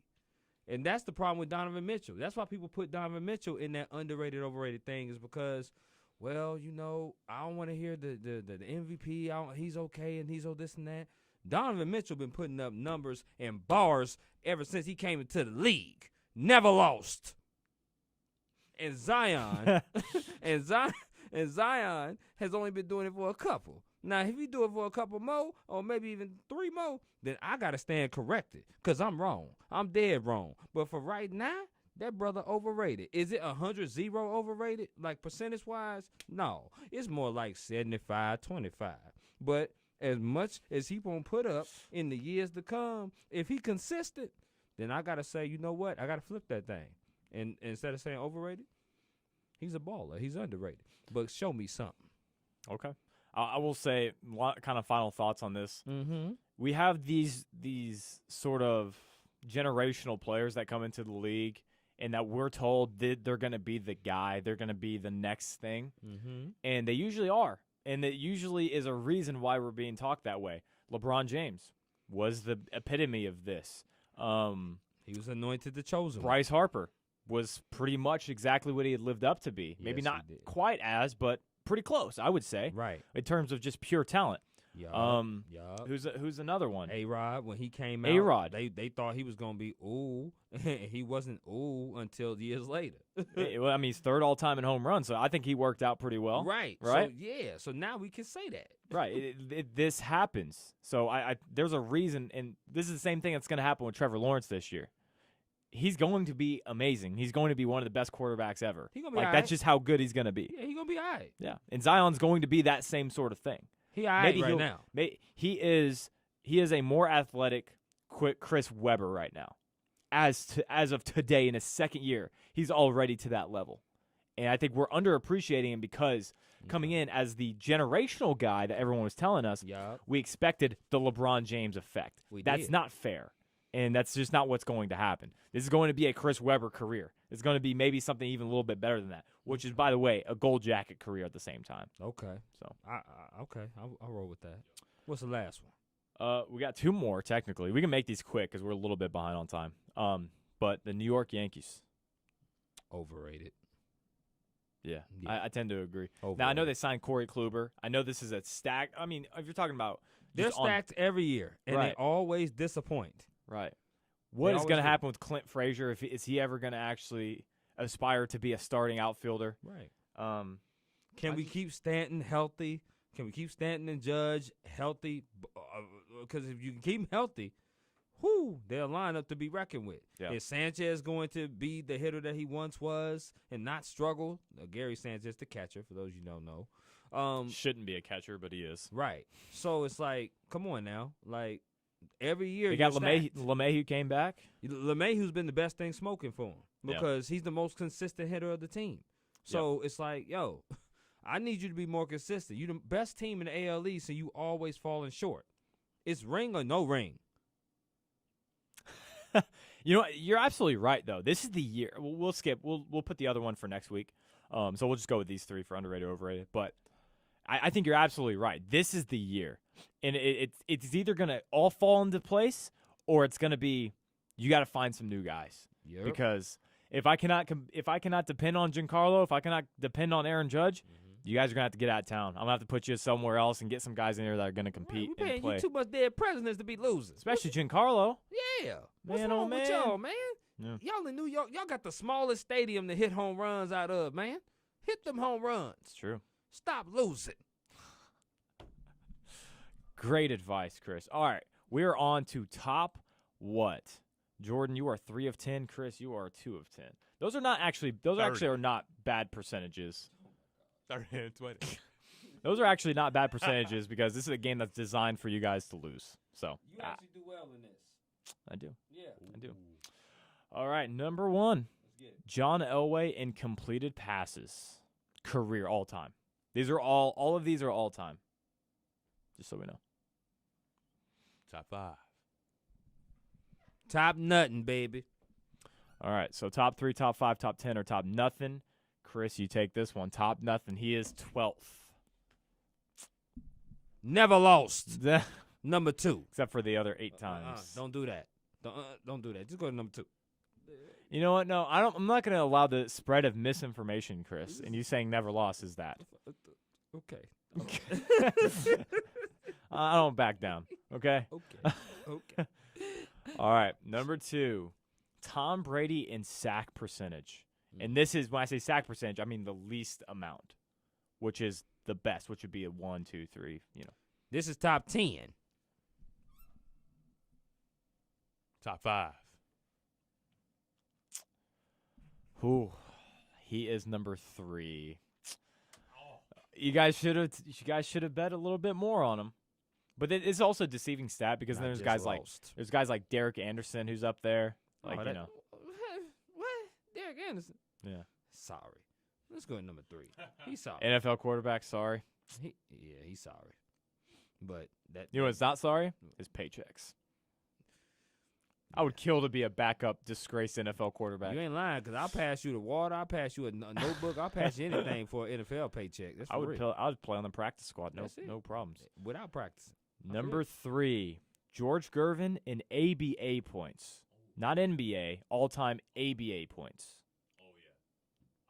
This one is top 5. Top 5. Yeah, top 3. Top 3. Okay. He is top nothing. What? Do you know what place he is in ABA points? I see your face. Someone say what? What? 44th. 40 what? 44th? Oh, he Obama? Oh, man. That's crazy. How do you come up with this stuff, man? Yeah, he's 44th. Okay. And I don't know this to be a fact, but I assume he played toward the tail end of the ABA, so he didn't play a ton. And they're also playing for the San Antonio Spurs in the NBA. So Is Dan Issel in the top 5? I don't have it in front of me. I don't remember. That's okay. Okay, well, let's just move on. I'm 1 for 3. I'll look it up. All right, NBA. You trash. You 0 for 3. You got 3 for like, wait, 3 for 13. 3 for 13. I got 3 for 13. Wait. Oh, my gosh, guys. Oh, man. Okay. Michael Jordan in finals points all time.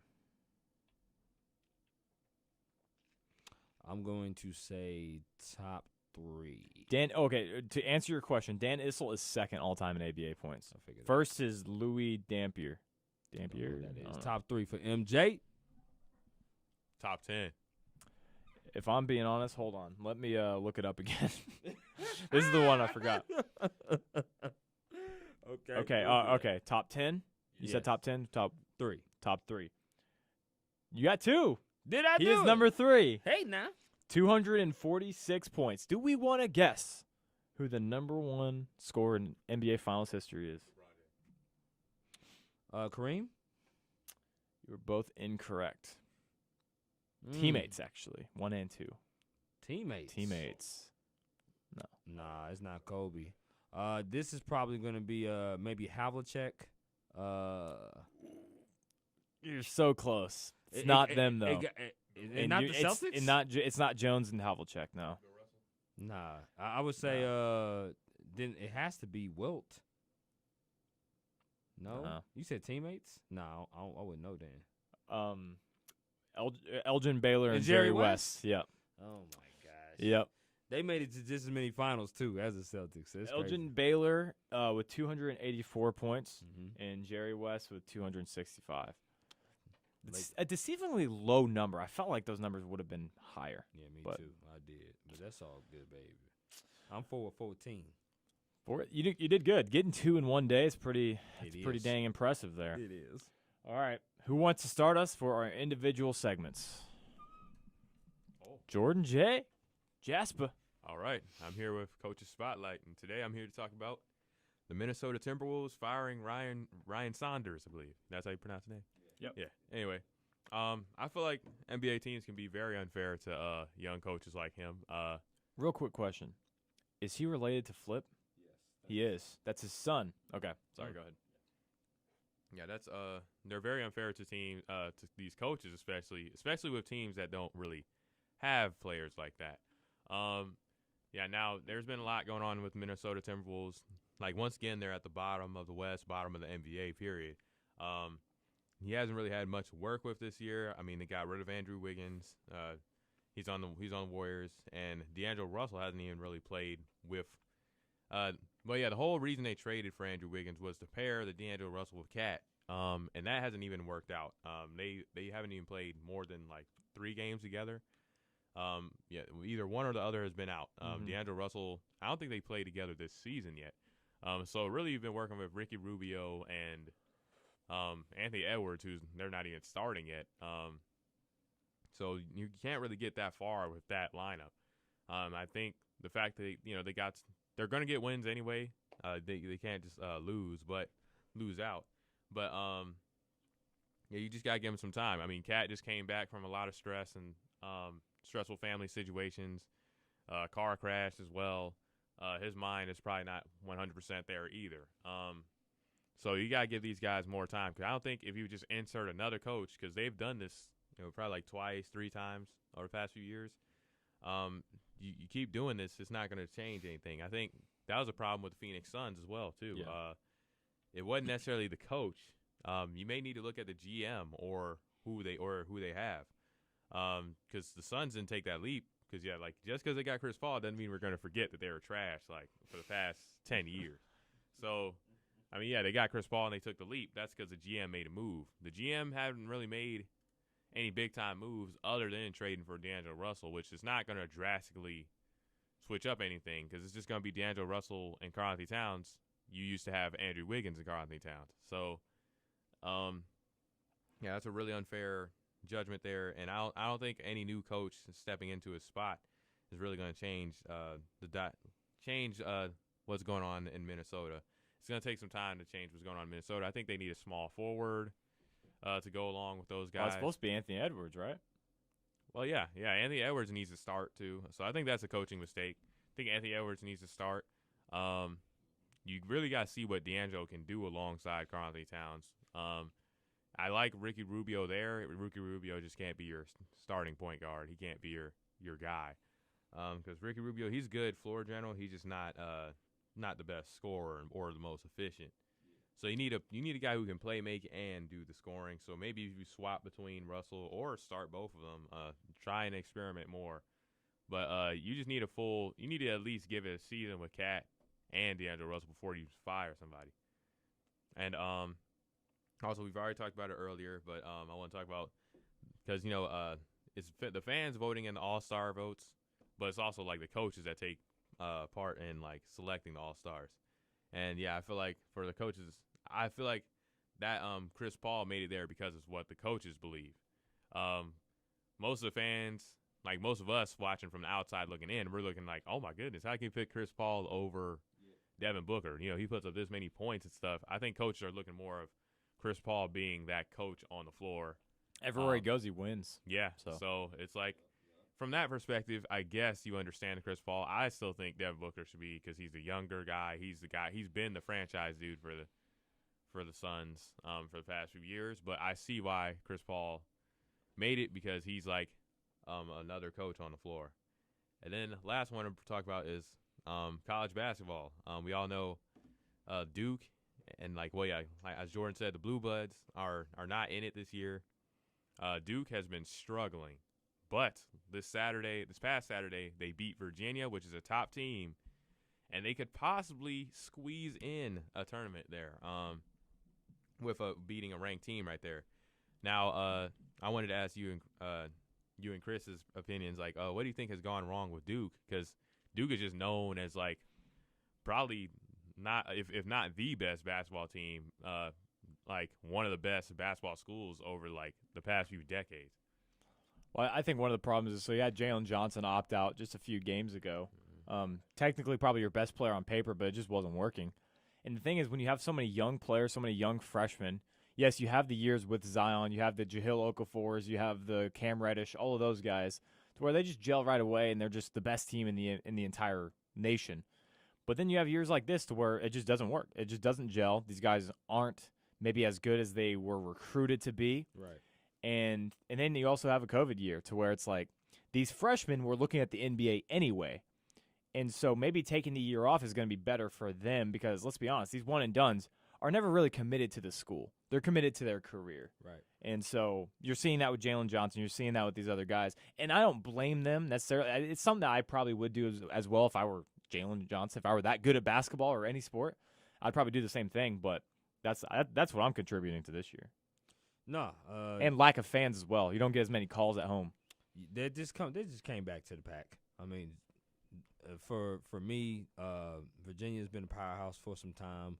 Duke just didn't get the players that they normally get. You know, they normally get good players that, like Griff said, to gel, but they just didn't get them this year. You know, North Carolina got them, Virginia got them, Purdue got them, Iowa got them. Other players went to other places that made other programs powerhouses this year. And Duke has just been an average team and dealing with the COVID, with their coach being out, one of the best players opting out, and then other players are just not stepping up to what their potential could be. So, oh yeah, I feel like because Jalen Johnson said he's opting out for draft reasons, right? Yes. Yeah. Pretty much. I definitely think that's dishonorable, though. I it's agree. Definitely, yeah. You don't do your teammates like that you've played alongside a season and just say, hey, I'm gonna sit out. If that's the case, Zion would have did it. R.J. Barrett would have did it. You know, like how do you play? I think there's such a weird story. I hate using the word narrative because I feel like people overuse that word. But there's like this aura behind people think college basketball, they're exploiting these athletes, and it's a one-sided relationship. These athletes are using Duke just as much as Duke is using them. They're using this platform. They're using this team to go to the NBA most of the time. These freshmen, mostly is what I'm talking about, just about as much as Duke is using them for revenue. Like, this is a two-sided relationship. I don't like when people will say, "Oh, they're taking advantage of these kids. These kids need to go do what's best for them." Sure, I can agree with that as well. But let's not act like these kids aren't using the school as well. And school might be paying some kid, you know? They are paying them. But I mean, I don't have any evidence of it. But if you don't think they are, you're a little naive, a little bit. Yeah. But, I just definitely – I remember seeing that, and I was like, wow, Jalen Johnson. Like, you know, and also, how is he ranked so high with the numbers he's putting up, like, for the mock draft? How is he ranked top 5, top 6? How was Andrew Wiggins the number 1 overall pick when he wasn't a great college player at KU? That's true. Just how it goes. I don't know. I hope this drops his draft stock. The scouting process is a mystery to me.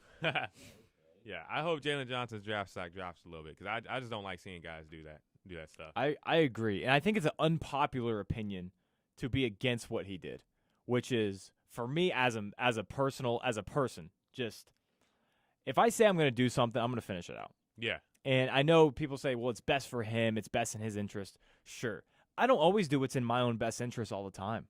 I don't. I do things I don't want to do all the time. And Jalen Johnson, maybe you didn't want to finish the season out. And again, I don't want to scold him that badly for doing this because it's a different situation. But I just don't give up that easily. And to say he didn't give up, I think is a lie because he did. Yeah. He gave up on his team.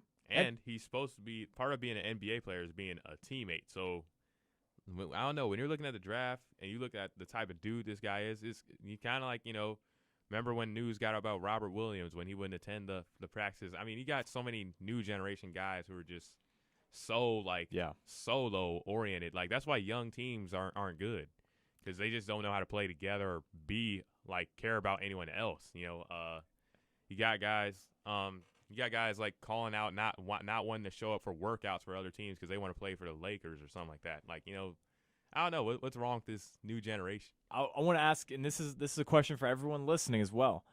Do you think Jalen Johnson would have opted out if they were undefeated and if he was going to be the number 1 overall pick? Nope. So why is it okay when they're losing? Right.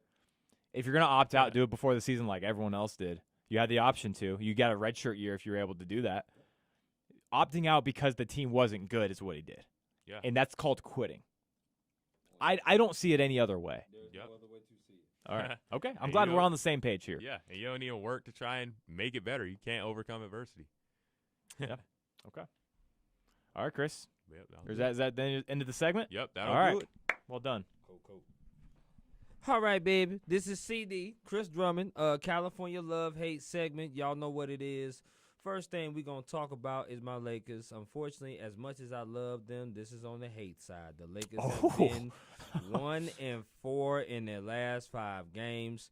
The Lakers have been going to multiple overtime games with terrible damn teams. I mean, terrible teams. We're talking about the Pistons. We're talking about the Thunder.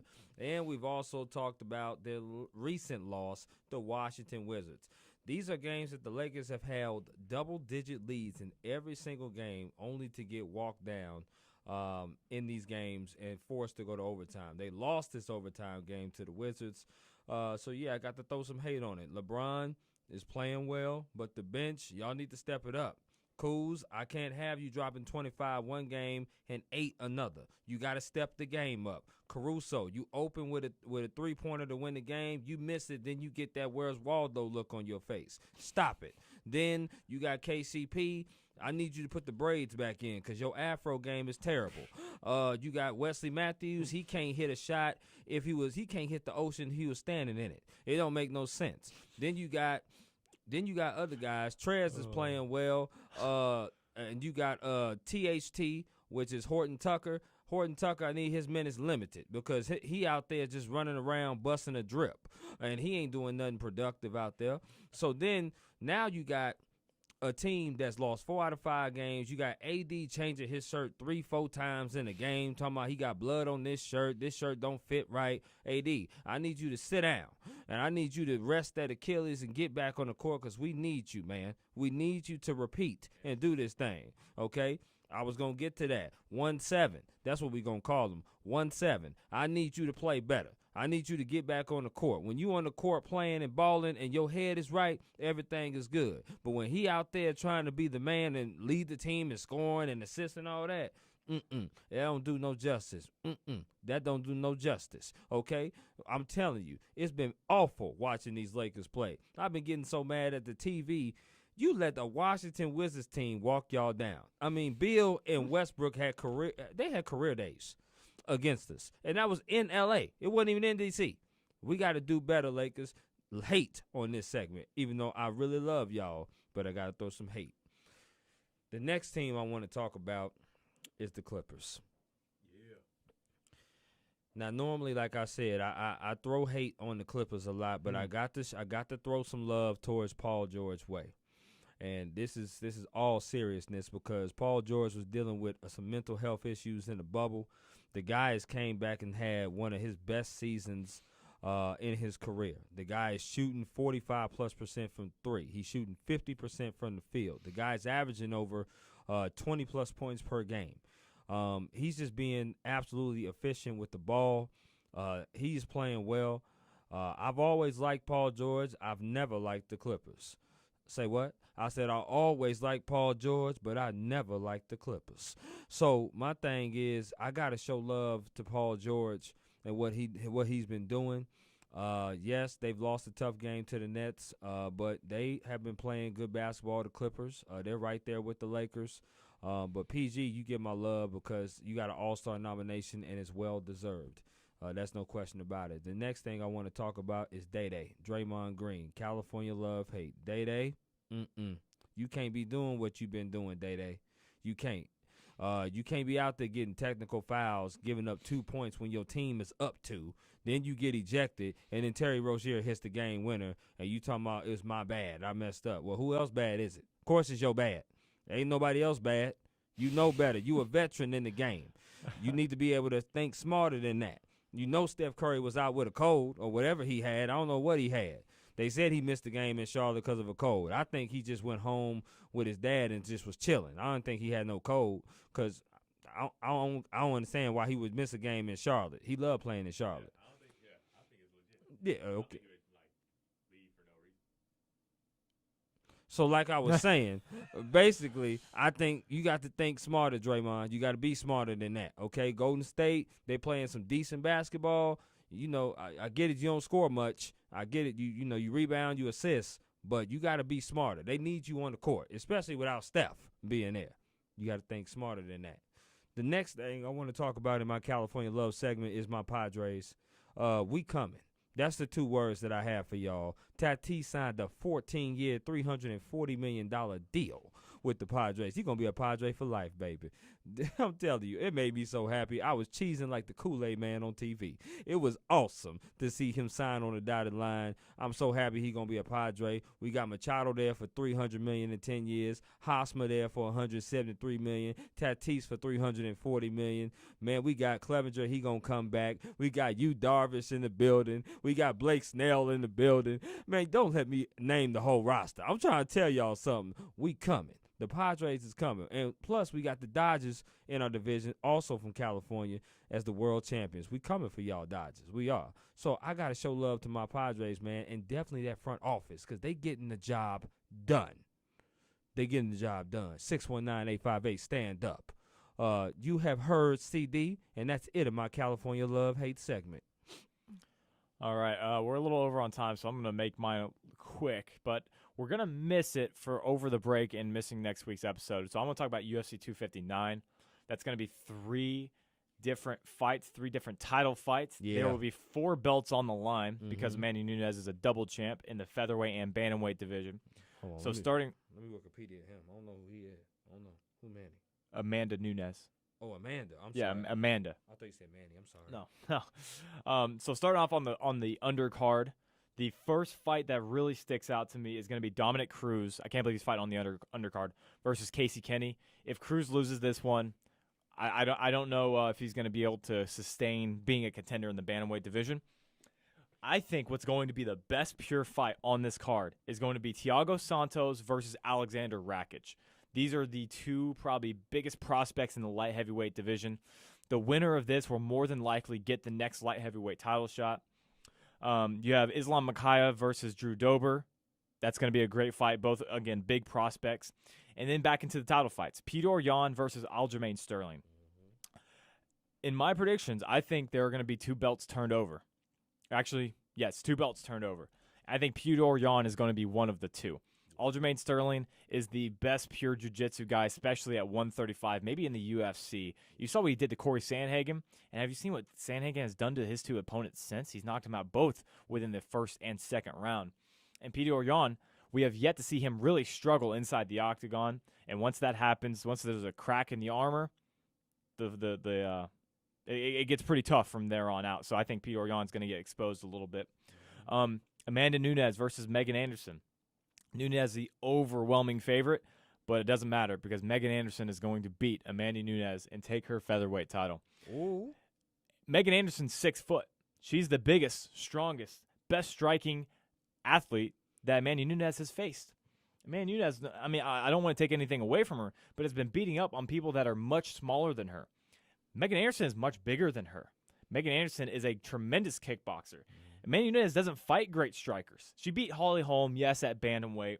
Holly Holm a little over the hill a little bit. I'm not going to take that away from her because that was a good win. Yeah. But Megan Anderson is a brand new prospect, a brand new challenge. And I think she's going to take that featherweight belt. And Nunes will still have the bantamweight belt. But I think Anderson is just too big and too strong for Amanda Nunes. Light heavyweight. This is the one that's not going to turn over. Israel Adesanya is not going to be able to stick in there with Jan Blachowicz. Blachowicz has too much power, too big. Israel Adesanya, you might be one of the best middleweights in history, outside of, obviously, Anderson Silva. But I just think Blachowicz just has too much power. The difference between middleweight and light heavyweight, middleweights always go up to light heavyweight and lose, and they always come right back down to middleweight. I don't think this is going to be any different with Jan Blachowicz. I think that's a first-round, second-round knockout of Israel Adesanya. Megan Anderson, I think it is going to be a decision win over Amanda Nunes, and I think it's going to be a third-round submission for Aljamain Sterling. Those are my predictions. Okay. All right. Alumni assumptions. Let's do it, baby. Alrighty. 4 minutes over. How many we got? Got 10. Got 10. All right. All right. Yeah, so it's kind of like a mix. Good. So Okay. A mix. like there's gonna be some NBA players under the same list as NFL players. That's fine. Yep. You can do that. So going into this game, I got 76. Chris, you're behind me with 59. You got some catching up to do. All right. Number 1, Semi Ojale. Semi Ojale. Oh, Yep, I Ojale. know exactly where he went because he also played against my community college Oh man. in Kansas. But don't throw that off. He did not go to Kansas. I don't think he did. He went to Washington State. No. I don't know. Second one. Quinn Cook. Quinn Cook or Quentin? Quinn Cook. Quinn Cook. No, I did not know where Quinn Cook went. So now I do. Duke? Yep. Okay. 2 points. Semi Ojale. Yeah. Did not go to Duke. Yeah, Boston dude. Huh? The guy who plays for Boston. Yeah, Semi Ojale went to SMU. Those guys did not go to the same college. Semi Ojale definitely went to SMU. I know Quinn Cook definitely went to Duke. That's why I was kind of wondering. That's why I was like- Quinn Cook is not. Maybe he started another Ojale. Maybe it's another one. Maybe Ojale is not that common of a name. So what are you? I'm looking it up. Okay? Okay. I can look it up here as well. Yeah, he went to Duke too. Semi Ojale. Yeah, he went to both. Okay. Oh, okay. He did. Oh, okay. So he did. All right. He was a transfer. Yeah. Okay, I stand corrected. So I guess I'm at number 1 then, because I didn't guess the right college, and I don't think I would have known Quinn Cook for sure. Oh. Thanks, Chris. So Chris got what's the number 1? Austin Rivers. Okay, yeah, I would have gotten that one. I know you would have. That's heartbreaking, actually. Okay, so 77 to 61 now. I thought that Tyreek Hill. Oh, my He got goodness. fined for that too. But Chaz Green. I don't know who Chaz Green is. I said I don't either. Jordan Reed. Jordan Reed, tight end. Oh man, Did he go to Purdue? Utah? No. Okay, I don't know. Who's number 1? Ooh, former Bengal Carlos Dunlap. Gosh, I don't know where he went either. I'm getting a 0. I believe he went to New Mexico. No, I don't. Give us a hint. East Coast. Carlos Dunlap and Connecticut? big school? Yeah. But think Southern. Southern. So in our area, somewhat. Tennessee. No. All right, then I think I deserve a 0. Go get a 0. All right. Florida Gators. Florida. Yeah. Didn't know that. Did not know that. Clearly, we didn't know that. All right. Well done. Well done. Right. Now here comes the mix. All right. It's about to start being mixed. All right. Shout out to another Bengal, Giovanni Bernard. Yes. Yep. Unless he was a transfer, I'm definitely getting this one. I believe this one was Texas. No. Nope. Mitch Trubisky. I was gonna say you should get this one pretty easily. Oh, no way you don't know where Mitch Trubisky went. North Carolina? Yes. Okay. Yes. Who was the last one? Justin Jackson. Justin Oh, Jackson. Justin You would have got basketball. You would have got. Yep. 80-63. All right. Number 4. Devontae Parker. Oh my gosh. Yes. Yep. I know it. 95% sure I know it. Can I say it out loud? Make sure I do. Yeah. Go ahead. Louisville. Yeah. Okay. Honor system from here on out. Damian Lee. I don't know who that is. I wouldn't have got that one. I wouldn't have got that one.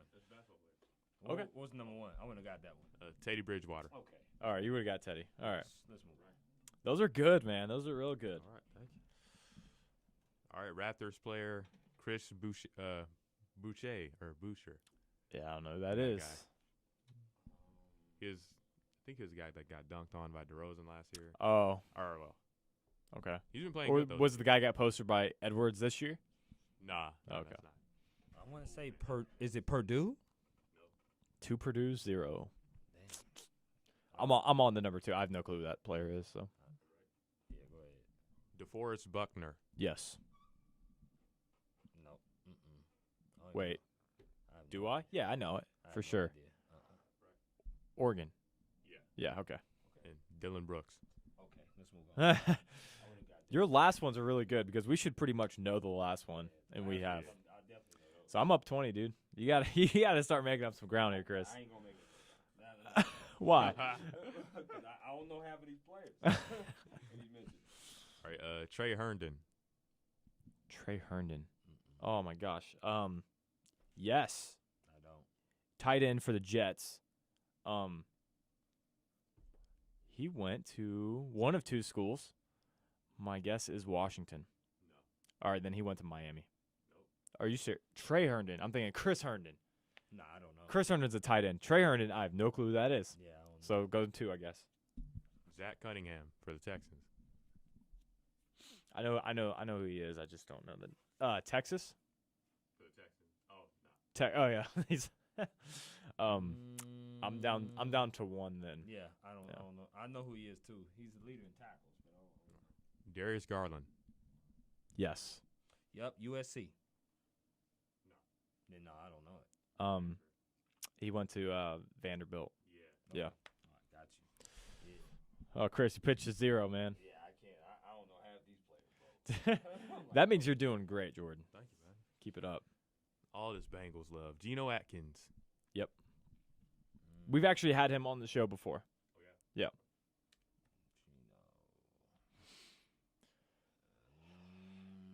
No, go to the next one. AJ Green. Yeah, Georgia. Yep. Georgia. I was gonna give you a hint and say we need more dogs. Georgia. No, need more cats. Meow. Yeah, last one was More dogs. Nick Chubb. Oh yeah. Nick Chubb was the last one. Okay. Yeah. 89-67. What are we at? 7? 7? Yeah. Okay. Okay, go ahead. Mike Edwards. I don't know who that is. Yeah, I don't need this. Is it USC? No. I'm thinking of Mike Williams. That's what I'm thinking of. Yeah, there's a lot of Mike Williams out there. There's a lot. You go to number 2. Yeah. Bud Dupree. Or Dupree. Bud Dupree. Yeah. Yeah, for the Steelers. Man, I want to say Penn State. I want to say Georgia, and I know that's not right because we just did Georgia. Florida? I feel like it's a smaller school. No. I don't know that. I know him. Give me Indiana. Nah. Okay. Let's go to 1, I guess. Devin Booker. Kentucky. Man, how'd we? Come on. That's good. That was really good. Kentucky. Man, you have mastered alumni assumptions. Yeah. Oh, yeah. Thank you, man. 90-68. All right. Leroy Reynolds. You better move on. I don't know who that is. What? Leroy Reynolds. I don't know who that brother is. Right. Kyle Guy. He could be white. Leroy could be white. Come on, Chris. That's unacceptable, that kind of behavior. I want to say Washington. I know it. Kyle Guy? Yeah. Yeah, I know it then. No, I don't know it. It's Virginia. Yeah. Yeah. Joe Harris. Who? Joe Harris. I would not. Oh, the basketball player. Yeah. I did not know Joe Harris went to Virginia. Yeah, he did. Play for the Nets. Yeah. Right. All right, last one. Last one. All right, Jarrett Culver. Jarrett Culver. Yep, Oh, dang. I don't know that. he plays for the Timberwolves. He was like the 10th pick last year. He played at Texas Tech. Danny Amendola. I wouldn't have got that one. You wouldn't have got Amendola either. Pat Mahomes. Of course. Yeah, okay. He would have got Pat Mahomes. Of course. Oh boy, Chris, I made even a bigger dent. You gonna make a bigger one too. 90 But I don't know half these players. 95-70 now. Yes, sir. This is getting out of hand. Yes. This is getting out of hand. We might as well just give you the crown, because I'm like, man, you don't do stuff like that. I'm like, oh, I can't do that. I don't know half them players. Well, Kyle Guy, know him for college basketball. He won the title at Virginia. Nah, I wouldn't know that. Do you remember? Do you remember the foul, the Auburn Virginia game, the 3-point foul? Yeah, I do. He was the one who shot it. He was the best player on that team with Ty Jerome, DeAndre Hunter. Kyle Guy was the best. He was the best of those three. I would have got DeAndre. I would have got DeAndre Hunter. And then Jarrett Culver was on the Texas Tech team that they played that year in the finals. Who else was on that Texas Tech team? Oh no, I didn't know anybody from the Tech team. Now Jarrett Culver was like the guy that year, but that was like it. He scored like 20-something points a game there. Yeah, see, I wouldn't have known that. I definitely would have known DeAndre Hunter though. I would have known that one. Yep. All right, we are on to our stars of the week. For me, I'm just going with Zion Williamson. Underrated in my eyes. I think this is a guy that has had a lot of pressure on him, and I think he's just getting better every single time we see him. You know where he's going to go, but it doesn't matter because he's that strong, he's that powerful, and he's that skilled. And then Ben Simmons making another All-Star game. Obviously, I love Ben Simmons. He fills up the stat sheet and also helping lead this team to one of the best teams in the East and in the entire NBA. And then the Utah Jazz, because you have 3 players having the best year of their career and being number 1 in the West at the halfway mark in the NBA. Rudy Gobert career year. Michael Conley has resurrected himself from last year. And Donovan Mitchell has had also a terrific year. So that's my third star. Someone take it. Okay. Yeah, I'm going to start off with Julius Randle.